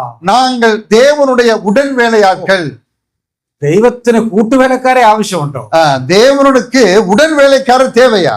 ദൈവത്തിന് ആവശ്യമില്ല, പക്ഷേ നമുക്ക് അവസരം തരാൻ വേണ്ടി ദൈവം തന്റെ കൃപയിൽ നമ്മെ ഉപയോഗിക്കുകയാണ്. கவனியுங்கள், ஆண்டவருக்கு உடன் வேலையாட்கள் தேவையில்லை, மாறாக நமக்கு ஒரு வாய்ப்பை ஆண்டவர் கொடுக்கிறார். ദൈവം ഒരു വാക്ക് കൽപ്പിച്ചാൽ ദൈവത്തിന് കോടാനുകോടി ദൂതന്മാരുണ്ട്. അവർ ലോകം മുഴുവൻ പറന്നു നടന്ന് സുവിശേഷം അറിയിക്കും. ஆண்டவர் மாத்திரம் ஒரு வார்த்தை, ஒரு கட்டளை இடுவாரானால் ஒரே நொடிப்பொழுதிலே கோடிக்கணக்கான தூதர்கள் உலகமெங்கும் போய் சுவிசேஷத்தை அறிவித்து விடுவார்கள். എന്നാൽ അവരെ ഏൽപ്പിക്കാതെ ആ ജോലി നമ്മെ ഏൽപ്പിച്ചു. அவரிடத்தில் ஒப்படைக்காமல் அந்த பணியை நம் கையில் ஒப்படைத்திருக்கிறார். നമുക്കൊരു അവസരം തരുവാൻ, நமக்கு ஒரு சந்தர்ப்பத்தை கொடுக்கிறார். ഭാവിയിൽ നമുക്ക് പ്രതിഫലം തരുവാൻ, எதிர்காலத்திலே நமக்கு பிரதிபலனை கொடுப்பதற்காக ദൈവം നമ്മെ കൂട്ടുവേലക്കാർ എന്ന് വിളിക്കുവാൻ ലജ്ജിക്കുന്നില്ല.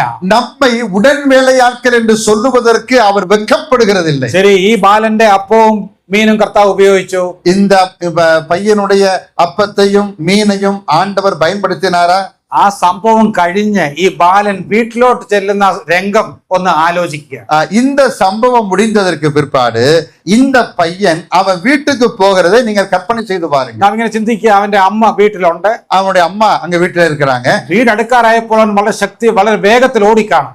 வீடு பக்கத்துல நெருங்கின உடனே வேகமாக ஓடி இருப்பான். അവൻ ദൂരെ നിന്ന് വിളിച്ചു പറഞ്ഞു കാണും, தூரத்திலிருந்தே கூட்டு இருப்பான், മമ്മി മമ്മി എന്ന് ഞാനും യേശുവപ്പച്ചനും കൂടെ ചേർന്ന് ഒരു അത്ഭുതം പ്രവർത്തിച്ചു. அம்மா அம்மா நானும் ஆண்டவரும் சேர்ந்து ஒரு பெரிய அற்புதத்தை செய்து விட்டோம்.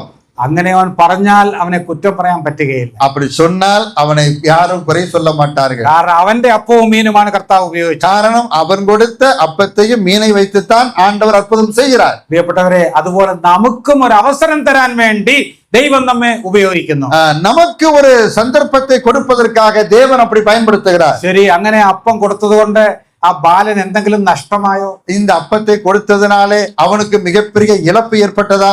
അവൻ 5 അപ്പമേ കൊടുത്തുള്ളൂ. அவன் 5 அப்பம் தானே கொடுத்தான். ഞാൻ ചിന്തിക്കുന്നത് കർത്താവ് അപ്പത്തെ വർദ്ധിപ്പിച്ചപ്പോൾ 5 അല്ല 10 അവൻ കഴിച്ചു കാണും. ஆண்டவர் அப்பத்தை அதிகரித்த போது, ஆசீர்வதித்த போது 5 அப்பம் அல்ல, சில சமயத்துல 10 20 எப்படியோ சாப்பிட்டிருப்பான். കാരണം അവന്റെ അമ്മ ഉണ്ടാക്കി കൊടുത്ത അപ്പത്തേക്കാൾ രുചികരമായിരിക്കുമല്ലോ കർത്താവ് ഉണ്ടാക്കി കൊടുത്ത. நான் நினைக்கிறேன் அவங்க அம்மா தயார் பண்ணி கொடுத்த அப்பத்தை காட்டிலும் ஆண்டவர் ஆசீர்வதித்த போது பன்மடங்கு அது ருசியா இருந்த காரணத்தினாலே அதிகமாக சாப்பிட்டிருப்பார். പ്രിയപ്പെട്ടവരെ, പലപ്പോഴും നാം കർത്താവിന് കൊടുക്കാൻ മടിക്കുന്നവരാണ്. பல சந்தர்ப்பங்களிலே ஆண்டவருக்காக கொடுப்பதிலே நாம் சோம்பேறிகளாக இருக்கிறோம். ലൂക്കോസ് 6:38 കർത്താവ് പറഞ്ഞു, അമർത്തി കുലുക്കി കവിഞ്ഞൊഴുകുന്ന വലിയ പ്രതിഫലം നിങ്ങൾക്ക് ലഭിക്കും. லூக்கான சுவிசேஷம் 6ஆம் அதிகாரத்தை படிக்கிற போது நாம் கொடுக்கிற போது ஆண்டவர் என்ன செய்யறாரா? அமுக்கி குலுக்கி சரிந்து விழும்படிக்கு ஆண்டவர் கொடுக்கிறார். അതെ, മൂന്നാമത്തെ പാഠത്തിലേക്ക് ഞാൻ പെട്ടെന്ന് വരട്ടെ. 3ஆம் பகுதிக்கு சீக்கிரமாக வருகிறேன். നമ്മുടെ ദൈവം തൃപ്തിപ്പെടുത്തുന്നത് പോലെ വേറെ ആർക്കും നമ്മെ തൃപ്തിപ്പെടുത്താൻ കഴിയില്ല. நம்முடைய ஆண்டவர் திருப்திப்படுத்துகிறது போல உலகத்துல யாராலும் திருப்திப்படுத்த முடியாது. എന്നാൽ ഇവിടെ ഉദ്ദേശിക്കുന്നത് പ്രധാനമായും ആത്മീകമായ സംതൃപ്തിയാണ്. இங்கே நான் சொல்ல விரும்புவது ஆவிக்குரிய நிறைவு. നമുക്കറിയാം, മനുഷ്യർ പൊതുവെ അസംതൃപ്തരാണ്. பொதுவாக மனிதர்களை பொறுத்த மட்டில் திருப்தியற்றவர்களாகவே இருக்கிறார்கள். 20ஆം നൂറ്റാണ്ടിന്റെ ആരംഭഭാഗത്ത് അമേരിക്കയിൽ ജീവിച്ചിരുന്ന വലിയൊരു ധനികൻ ഉണ്ടായിരുന്നു, റോക്ക്ഫെല്ലർ. அதாவது 20ஆம் நூற்றாண்டிலே அமெரிக்காவிலே வந்ததான ஒரு மிகப்பெரிய ஒரு செல்வந்தன், பணக்காரன் தான் ராக்ஃபெல்லர் என்று சொல்லப்படுகிறார். അനേക വർഷങ്ങൾ താൻ ആയിരുന്നു ഈ ലോകത്തിലെ ഏറ്റവും വലിയ ധനികൻ. அவர் தான் அநேக ஆண்டுகளாக உலகத்திலேயே உயர்ந்த பணக்காரனாக இருந்திருக்கிறார். ഒരിക്കൽ ഒരു പത്രപ്രവർത്തകൻ റോക്ക്ഫെല്ലറോട് ചോദിച്ചു, ஒரு முறை ஒரு பத்திரிகையாளர் இந்த ராக்ஃபெல்லரை பார்த்து கேட்டாங்களாம், താങ്കൾക്ക് ധാരാളം പണമുണ്ട്, உங்களிடத்தில் ஏராளமான பணம் இருக்கிறது, ഓരോ ദിവസവും പിന്നെയും കൂടുതൽ സമ്പാദിക്കുകയാണ്, ஒவ்வொரு நாளும் அதிகமான பணங்கள் உங்களுக்கு சேர்ந்து கொண்டே இருக்கிறது, നിങ്ങൾക്ക് എപ്പോഴാണ് തൃപ്തി വരുന്നത്? உங்களுக்கு போதும் என்கிற மனசு எப்போது வரும்? ബുദ്ധിമാനായ റോക്ക്ഫെല്ലർ ഇങ്ങനെ പറഞ്ഞു, புத்திமானாகிய ராக்ஃபெல்லர் இப்படியாக சொன்னாரா, എനിക്ക് ഇപ്പോൾ ഉള്ളതിനേക്കാൾ $1 കൂടുതൽ കിട്ടുമ്പോൾ ഞാൻ സംതൃപ്തനാണ്. அதாவது இப்போது இருக்கு இல்லையா, அந்த பணத்தை காட்டிலும் $1 அதிகமாகும் போது எனக்கு திருப்தி ஏற்படும். എന്താണ് അതിന്റെ അർത്ഥം? அதனுடைய பொருள் என்ன? നമ്മൾ ആരെങ്കിലും ചെന്ന് $1 റോക്ക്ഫെല്ലർ കൊടുക്കുക, அந்த நேரத்தை நாம் போய் ராக்ஃபெல்லருக்கு வந்து $1 கொடுக்குறோம்னு வைத்துக் கொள்ளுங்க, അദ്ദേഹം തൃപ്തനാകുമോ? அவர் திருப்திப்படுவானா? ചിന്തിച്ച് പറയുക, തൃപ്തനാകുമോ? திருப்திப்படுவானா? ഇല്ല. എന്തുകൊണ്ട്? ஏன் அவனால திருப்திப்பட முடியல? എപ്പോഴും ഉള്ളതിനേക്കാൾ $1 കൂടുതൽ കിട്ടണം. எப்போது இருக்கிறதை காட்டிலும், எப்போது இருக்குல்ல, கைவசம் இருக்குல்ல, அதை விட $1 அதிகமாகிற போது அவன் திருப்தி அடைவானா? വാസ്തവത്തിൽ താൻ പറഞ്ഞത് ഞാൻ ഒരിക്കലും തൃപ്തനാകുകയില്ല. அப்படின்னா என்ன சொல்ல வந்த கருத்து, நான் ஒரு நாளும் திருப்தி அடை போவதில்லை. ശരി, നമ്മുടെ കർത്താവ് തൃപ്തിപ്പെടുത്തിയോ ഈ പുരുഷാരത്തെ? நம்முடைய ஆண்டவர் கூடி வந்திருக்கக்கூடிய இந்த ஜனக்கூட்டத்தை திருப்தியோடு அனுப்பினாரா? പെട്ടെന്ന് 11-12 വാക്യങ്ങൾ നോക്കാം. முதலாவது சீக்கிரமாக 11-12 வசனங்களை வாசிப்போம். അവിടെ നാം വായിക്കുന്നവൻ മീനും വേണ്ടുന്നിടത്തോളം കൊടുത്തു. அதாவது 2-ാം ഭാഗം 11ஆம் வசனத்தினுடைய கடைசி பகுதியில் அப்படியே சீசர்கள் பந்தி இருந்தவர்களுக்கு கொடுத்தார்கள், அப்படியே மீன்களையும் அவர் எடுத்து அவர்களுக்கு வேண்டிய மட்டும் கொடுத்தார். അവർക്ക് 13-ാം വാക്യം, അവർക്ക് തൃപ്തിയായ ശേഷം 5 യവത്തപ്പത്തിൽ ശേഷിച്ച കഷ്ണം അവർ ശേഖരിച്ച് 12 കൊട്ട നിറച്ചെടുത്തു. 12ஆம் வசனத்தை இப்படியாக வாசிக்கிறோம். அவர்கள் திருப்தி அடைந்த பின்பு அவர் தம்முடைய சீசர்களை நோக்கி ஒன்றும் சேதமாய் போகாதபடிக்கு மீதியான துணிக்கைகளை சேர்த்து வையுங்கள் என்றார். അപ്പോൾ അവർക്ക് വേണ്ടുന്നിടത്തോളം കൊടുത്തു. அவர்கள் வேண்டிய அளவுக்கு கொடுத்தார்கள். 12-ാം വാക്യം പറയുന്ന അവർക്ക് തൃപ്തിയായ ശേഷം, அவர்கள் திருப்தி அடைந்ததற்கு பின்னாலே 13-ാം വാക്യത്തിൽ നാം വായിക്കുന്നു അധികമുള്ളത് 12 കൊട്ട നിറച്ചെടുത്തു. மீதம் உள்ளதை அவர்கள் 12 கூடைகளை நிரப்பினார்கள். എന്തിനാണ് ഇങ്ങനെ ഇത്രമാത്രം സമൃദ്ധിയായിട്ട് കർത്താവ് കൊടുത്തത്? ஏன் ஆண்டவர் இந்த அளவுக்கு பரிபூர்ணமாக கொடுத்தார்? നമ്മുടെ കർത്താവിന് അങ്ങനെ ചെയ്യാനേ അറിയുകയുള്ളൂ. நம்முடைய ஆண்டவருக்கு இப்படித்தான் செய்ய தெரியும். ഏദൻ തോട്ടത്തിലേക്കൊന്ന് നോക്കുക. ஏதேன் தோட்டத்தை பாருங்க. അവിടെ 2 വ്യക്തികൾ മാത്രമേ ഉണ്ടായിരുന്നു. 2 பேர் தான் இருக்காங்க. എന്നാൽ എല്ലാ ഫലവൃക്ഷങ്ങളും അവിടെ ഉണ്ടായിരുന്നു. எல்லா விதமான பழங்களை தரக்கூடிய மரங்களும் அங்கே இருக்கிறது. ദൈവത്തിന്റെ ഒരു സ്വഭാവമാണ്. அது தேவனுடைய ஒரு குணம். ഫിലിപ്പിയർ 4:19 നാം വായിക്കുന്നു. பிலிப்பியர் 4:19 வசனத்தை இப்படியாக வாசிக்கிறோம். എന്റെ ദൈവമോ നിങ്ങളുടെ ആവശ്യങ്ങളൊക്കെയും മഹത്വത്തോടെ തന്റെ ധനത്തിനൊത്തവണ്ണം ക്രിസ്തുവേശുവിൽ പൂർണ്ണമായി തീർത്തു തരും. என் தேவன் தம்முடைய ஐஸ்வரியத்தின்படி உங்கள் குறைவுகளை எல்லாம் கிறிஸ்து இயேசுவுக்குள் மகிமையிலே நிறைவாக்குவாராக. അവിടെ ഒരു വാക്ക് ശ്രദ്ധിക്കണം, തന്റെ ധനത്തിന് ഒത്തവണ്ണം. அவருடைய ஐஸ்வரியத்திற்கு ஏற்றார் போல. അവന്റെ ധനത്തിൽ നിന്ന് എടുത്തു തരും എന്നല്ല, அவருடைய ஐஸ்வரியத்திலிருந்து எடுத்து கொடுக்கிறார் என்பதல்ல, ധനത്തിന് ആനുപാതികമായി പ്രൊപ്പോർഷനേറ്റ് ആയി அவருக்கு எந்த அளவுக்கு இருக்கிறதோ அந்த அதனுடைய அளவின்படி அவர் கொடுக்கிறார். മഹാനായ അലക്സാണ്ടറെ കുറിച്ച് ഇങ്ങനെ ഒരു സംഭവം കേട്ടിട്ടുണ്ട്. மகானாய அலெக்சாண்டரை பற்றி நான் இப்படியாக கேள்விப்பட்டிருக்கிறேன். അദ്ദേഹം ഒരു ദിവസം ഇങ്ങനെ തന്റെ രഥത്തിൽ യാത്ര ചെയ്യുമ്പോൾ ஒரு முறை தன்னுடைய ரதத்திலே அவர் பயணம் செய்கிற போது വഴിയരികിൽ ഒരു ഭിക്ഷക്കാരൻ നിൽക്കുന്നു. வழியிலே ஒரு பிச்சைக்காரன் இருக்கிறார். അപ്പോൾ അദ്ദേഹത്തെ രാജാവിനെ കണ്ടപ്പോൾ അദ്ദേഹം കൈ നീട്ടി. ராஜாவை பார்த்தபோது அந்த பிச்சைக்காரன் கை நீட்டி கேட்கிறார். അലക്സാണ്ടർ ചക്രവർത്തി തന്റെ രഥം നിർത്താൻ പറഞ്ഞു. அலெக்சாண்டர் சக்கரவர்த்தி தன்னுடைய ரதத்தை நிறுத்த சொன்னார். ആ രഥത്തിൽ ഒരു വലിയ സഞ്ചിയിൽ നിറയെ സ്വർണ്ണ നാണയങ്ങൾ ഉണ്ടായിരുന്നു. அந்த ரதத்திலே ஒரு பையிலே ஏராளமான பொற்காசுகள் இருந்தது. താൻ ആ സഞ്ചിയിൽ കൈയിട്ട് കൈ നിറയെ സ്വർണ്ണ നാണയങ്ങൾ എടുത്ത് ഈ ഭിക്ഷക്കാരന് കൊടുത്തു. அந்த பைக்குள்ளே தன்னுடைய கையை விட்டு கைக்கு வரக்கூடிய அளவுக்கு அவர் என்ன செய்ய அந்த தங்க நாணயங்களை எடுத்து அந்த பிச்சைக்காரனுக்கு. അപ്പോൾ ഭിക്ഷക്കാരൻ പറഞ്ഞു, അയ്യോ തിരുമേനി, എനിക്ക് ഇത്രയൊന്നും വേണ്ട, എനിക്ക് 1-2 നാണയങ്ങൾ. அப்ப பிச்சைக்காரன் சொல்ற, ஐயா ஐயா ஐயா எனக்கு இம்புட்டு வேண்டாம், எனக்கு 1-2 போதும் என்று சொன்னான். അപ്പോൾ രാജാവ് ചക്രവർത്തി ഇങ്ങനെ പറഞ്ഞു, அப்போது சக்கரவர்த்தி இப்படி சொன்னாராம், നിനക്കൊരു പക്ഷേ അത്രയും വേണ്ടായിരിക്കാം, உனக்கு ஒருவேளை இவ்வளவு தேவையில்லாமல் இருக்கலாம், ഞാൻ ചക്രവർത്തിയാണ്. ஆனா நான் மகாபெரிய சக்கரவர்த்தி. ചക്രവർത്തി കൊടുക്കുമ്പോൾ ചക്രവർത്തിയുടെ മഹത്വത്തിനനുസരിച്ച് മാത്രമേ കൊടുക്കാൻ പറ്റുകയുള്ളൂ. மகா அலெக்சாண்டர் நான் என்னுடைய அந்தஸ்திற்கு ஏற்றார் போலத்தான் நான் கொடுக்க முடியும். അത് പറഞ്ഞിട്ട് ചക്രവർത്തി കടന്നുപോയി. அதை சொல்லிவிட்டு அவர் கடந்து போய்விட்டார். പ്രിയപ്പെട്ടവർ, ഈ ഭൂമിയിലെ ഒരു ചക്രവർത്തി ഇങ്ങനെയാണ് കൊടുക്കുന്നതെങ്കിൽ இந்த பூமியில் இருக்கக்கூடிய ஒரு சாதாரண மனிதனாகிய ஒரு சக்கரவர்த்தி இந்த நிலையிலே கொடுப்பானே ஆனால், അങ്ങനെയാണെങ്കിൽ രാജാതി രാജാവും കർത്താതി കർത്താവുമായ ദൈവം തമ്പുരാൻ നമ്മുടെ ആവശ്യങ്ങൾ എങ്ങനെയാണ് നിറവേറ്റുന്നത്? ராஜாதி ராஜாவும் கர்த்தாதி கர்த்தருமாய் இருக்கக்கூடிய நம்முடைய ஆண்டவர் நமக்கு எவ்வளவு தாராளமாய் கொடுக்க வல்லவராய் இருக்கிறார். എന്റെ ദൈവമോ നിങ്ങളുടെ ആവശ്യങ്ങളൊക്കെയും മഹത്വത്തോടെ തന്റെ ധനത്തിനൊത്തവണ്ണം അല്പമായിട്ടുള്ള പൂർണ്ണമായി തീർത്തു തരും. நம்முடைய தேவன் தம்முடைய ஐஸ்வரியத்தின்படி தம்முடைய மகிமையிலே அவர் எல்லாவற்றையும் நிறைவாய் கொடுப்பார். 21-ാം സംഘത്തിന് 5-ാം വാക്യത്തിൽ ദാവീദ് എഴുതി, 23-ന്റെ 5, 23-ാം അധികാര സംഗീതത്തിന്റെ 5-ാം വസനം, എന്റെ പാനപാത്രവും നിറഞ്ഞു കവിയുന്നു. என் பாத்திரம் நிரம்பி வழிகிறது. എന്റെ പാനപാത്രം വക്കോളമായെന്നല്ല, നിറഞ്ഞു കവിയുന്നു. என்னுடைய பாத்திரத்திலே அந்த கழுத்து வரைக்கும் வந்திருக்கு என்று சொல்லவில்லை. ഈ പറയുന്നതൊക്കെ ആത്മീക സംതൃപ്തിയുടെ കാര്യമാണ്. இதெல்லாமே ஆவிக்குரிய பரிபூரணத்தை நமக்கு காண்பிக்கிறது. ഈ സംഭവം കഴിഞ്ഞിട്ട് കർത്താവ് 6:35 കർത്താവ് പറഞ്ഞു, ഞാൻ ജീവന്റെ അപ്പം ആകുന്നു. இந்த 6-ാം அதிகாரத்தினுடைய 35-ാം வசனத்தில் നമ്മുടെ ஆண்டவர் அங்கே சொல்கிறார், நானே ஜீவ அப்பம். എന്ന് പറഞ്ഞാൽ കർത്താവായ യേശു ക്രിസ്തുവിൽ വിശ്വസിച്ച് നാം നിത്യജീവൻ പ്രാപിക്കണം. நாம் ஆண்டவராகிய இயேசு கிறிஸ்துவை விசுவாசித்து நித்திய ஜீவனை சொந்தமாக்கிக் கொள்ள வேண்டும். മാത്രമല്ല കർത്താവ് പറഞ്ഞു യോഹന്നാൻ 10:10 ഞാൻ വന്നത് അവർക്ക് ജീവൻ ഉണ്ടാകുവാനും സമൃദ്ധിയായി ഉണ്ടാകുവാനും അത്രേ. யோவானின் சுவிசேஷம் 10ஆம் அதிகாரம் 10ஆம் வசனத்திலே நானோ அவைகளுக்கு ஜீவன் உண்டாயிருக்கவும் அது பரிபூரணப்படவுமே வந்தேன். ഞാൻ എന്റെ വാക്കുകളോട് അവസാനിപ്പിക്കാൻ ആഗ്രഹിക്കുന്നു. நான் நீங்கள் வார்த்தைக்கு நிறைவு செய்கிறேன். പ്രധാനപ്പെട്ട 3 പാഠങ്ങൾ നാം പഠിച്ചു. முக்கியமாக 3 பாடங்களை நாம் இங்கே கற்றோம். ഒന്നാമത്തെ പാഠം നമ്മുടെ ദൈവത്തിന് പരിഹരിക്കാൻ കഴിയാത്തതായി ഒരു പ്രശ്നവും നമ്മുടെ ജീവിതത്തിൽ நம்முடைய வாழ்க்கையிலே பரிகரிக்க முடியாத ஒரு பிரச்சனையும் ஆண்டவருக்கு இல்லை. എന്നാൽ ദൈവം തന്റെ സമയത്തും തന്റെ രീതിയിലുമാണ് അത് പരിഹരിക്കുന്നത്. தம்முடைய வேலை வருகிற போது தம்முடைய சித்தத்தின்படியே அவர் அதை செய்கிறார். നമ്മുടെ ദൈവത്തിന് ഉപയോഗിക്കാൻ കഴിയാത്തവരായി ആരും തന്നെ ഇല്ല.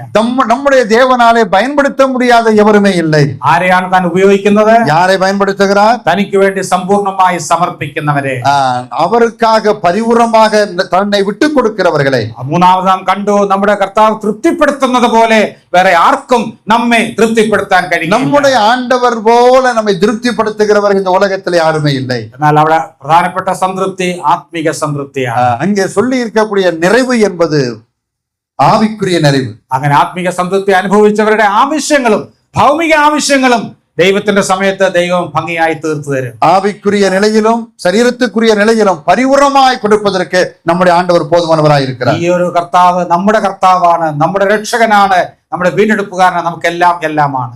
இந்த ஆண்டவர் நம்முடைய ரட்சகர், நம்முடைய நம்மை மீட்பர், நம்மை விலைக்கு வாங்குகிறவர், எல்லாவற்றிற்கும் எல்லாமாக இருக்கிறார். അതുകൊണ്ട് ഈ കർത്താവിൽ സമ്പൂർണ്ണമായി ആശ്രയിച്ച് വരുന്ന ദിവസങ്ങളിൽ വിജയകരമായ ക്രിസ്തീയ ജീവിതം നയിക്കുവാൻ ദൈവം നമ്മെ എല്ലാം സഹായിക്കുമാറാണ്. இந்த ஆண்டவரை முழுவதுமாக விசுவாசித்து வரக்கூடிய நாட்களிலே ஒரு வெற்றியுள்ள கிறிஸ்தவ வாழ்க்கை வாழ்வதற்கு ஆண்டவர் நமக்கு உதவி செய்வாராக. ഇത്രയും നേരം എന്നെ ശ്രദ്ധിച്ച എല്ലാവരോടും നന്ദി പറഞ്ഞുകൊണ്ട് ഞാൻ എന്റെ വാക്കുകളെ അവസാനിപ്പിക്കുന്നു. இவ்வளவு நேரம் எங்களுடைய பிரசங்கத்தை கவனித்ததில் உங்கள் அனைவருக்கும் என்னுடைய நன்றிகளை தெரிவித்து என் வார்த்தைகளை நிறைவு ഈ செய்கிறேன். സ്ഥലം സഭയോടുള്ള നന്ദിയെ ഞാൻ അറിയിക്കുന്നു. இந்த ஸ்தல சபைக்கும் என்னுடைய நன்றிகளை நான் தெரிவிக்கிறேன். കേൾപ്പാൻ ചെവിയുള്ളവൻ കേൾക്കട്ടെ. காதுள்ளவன் கேட்க கடவன்.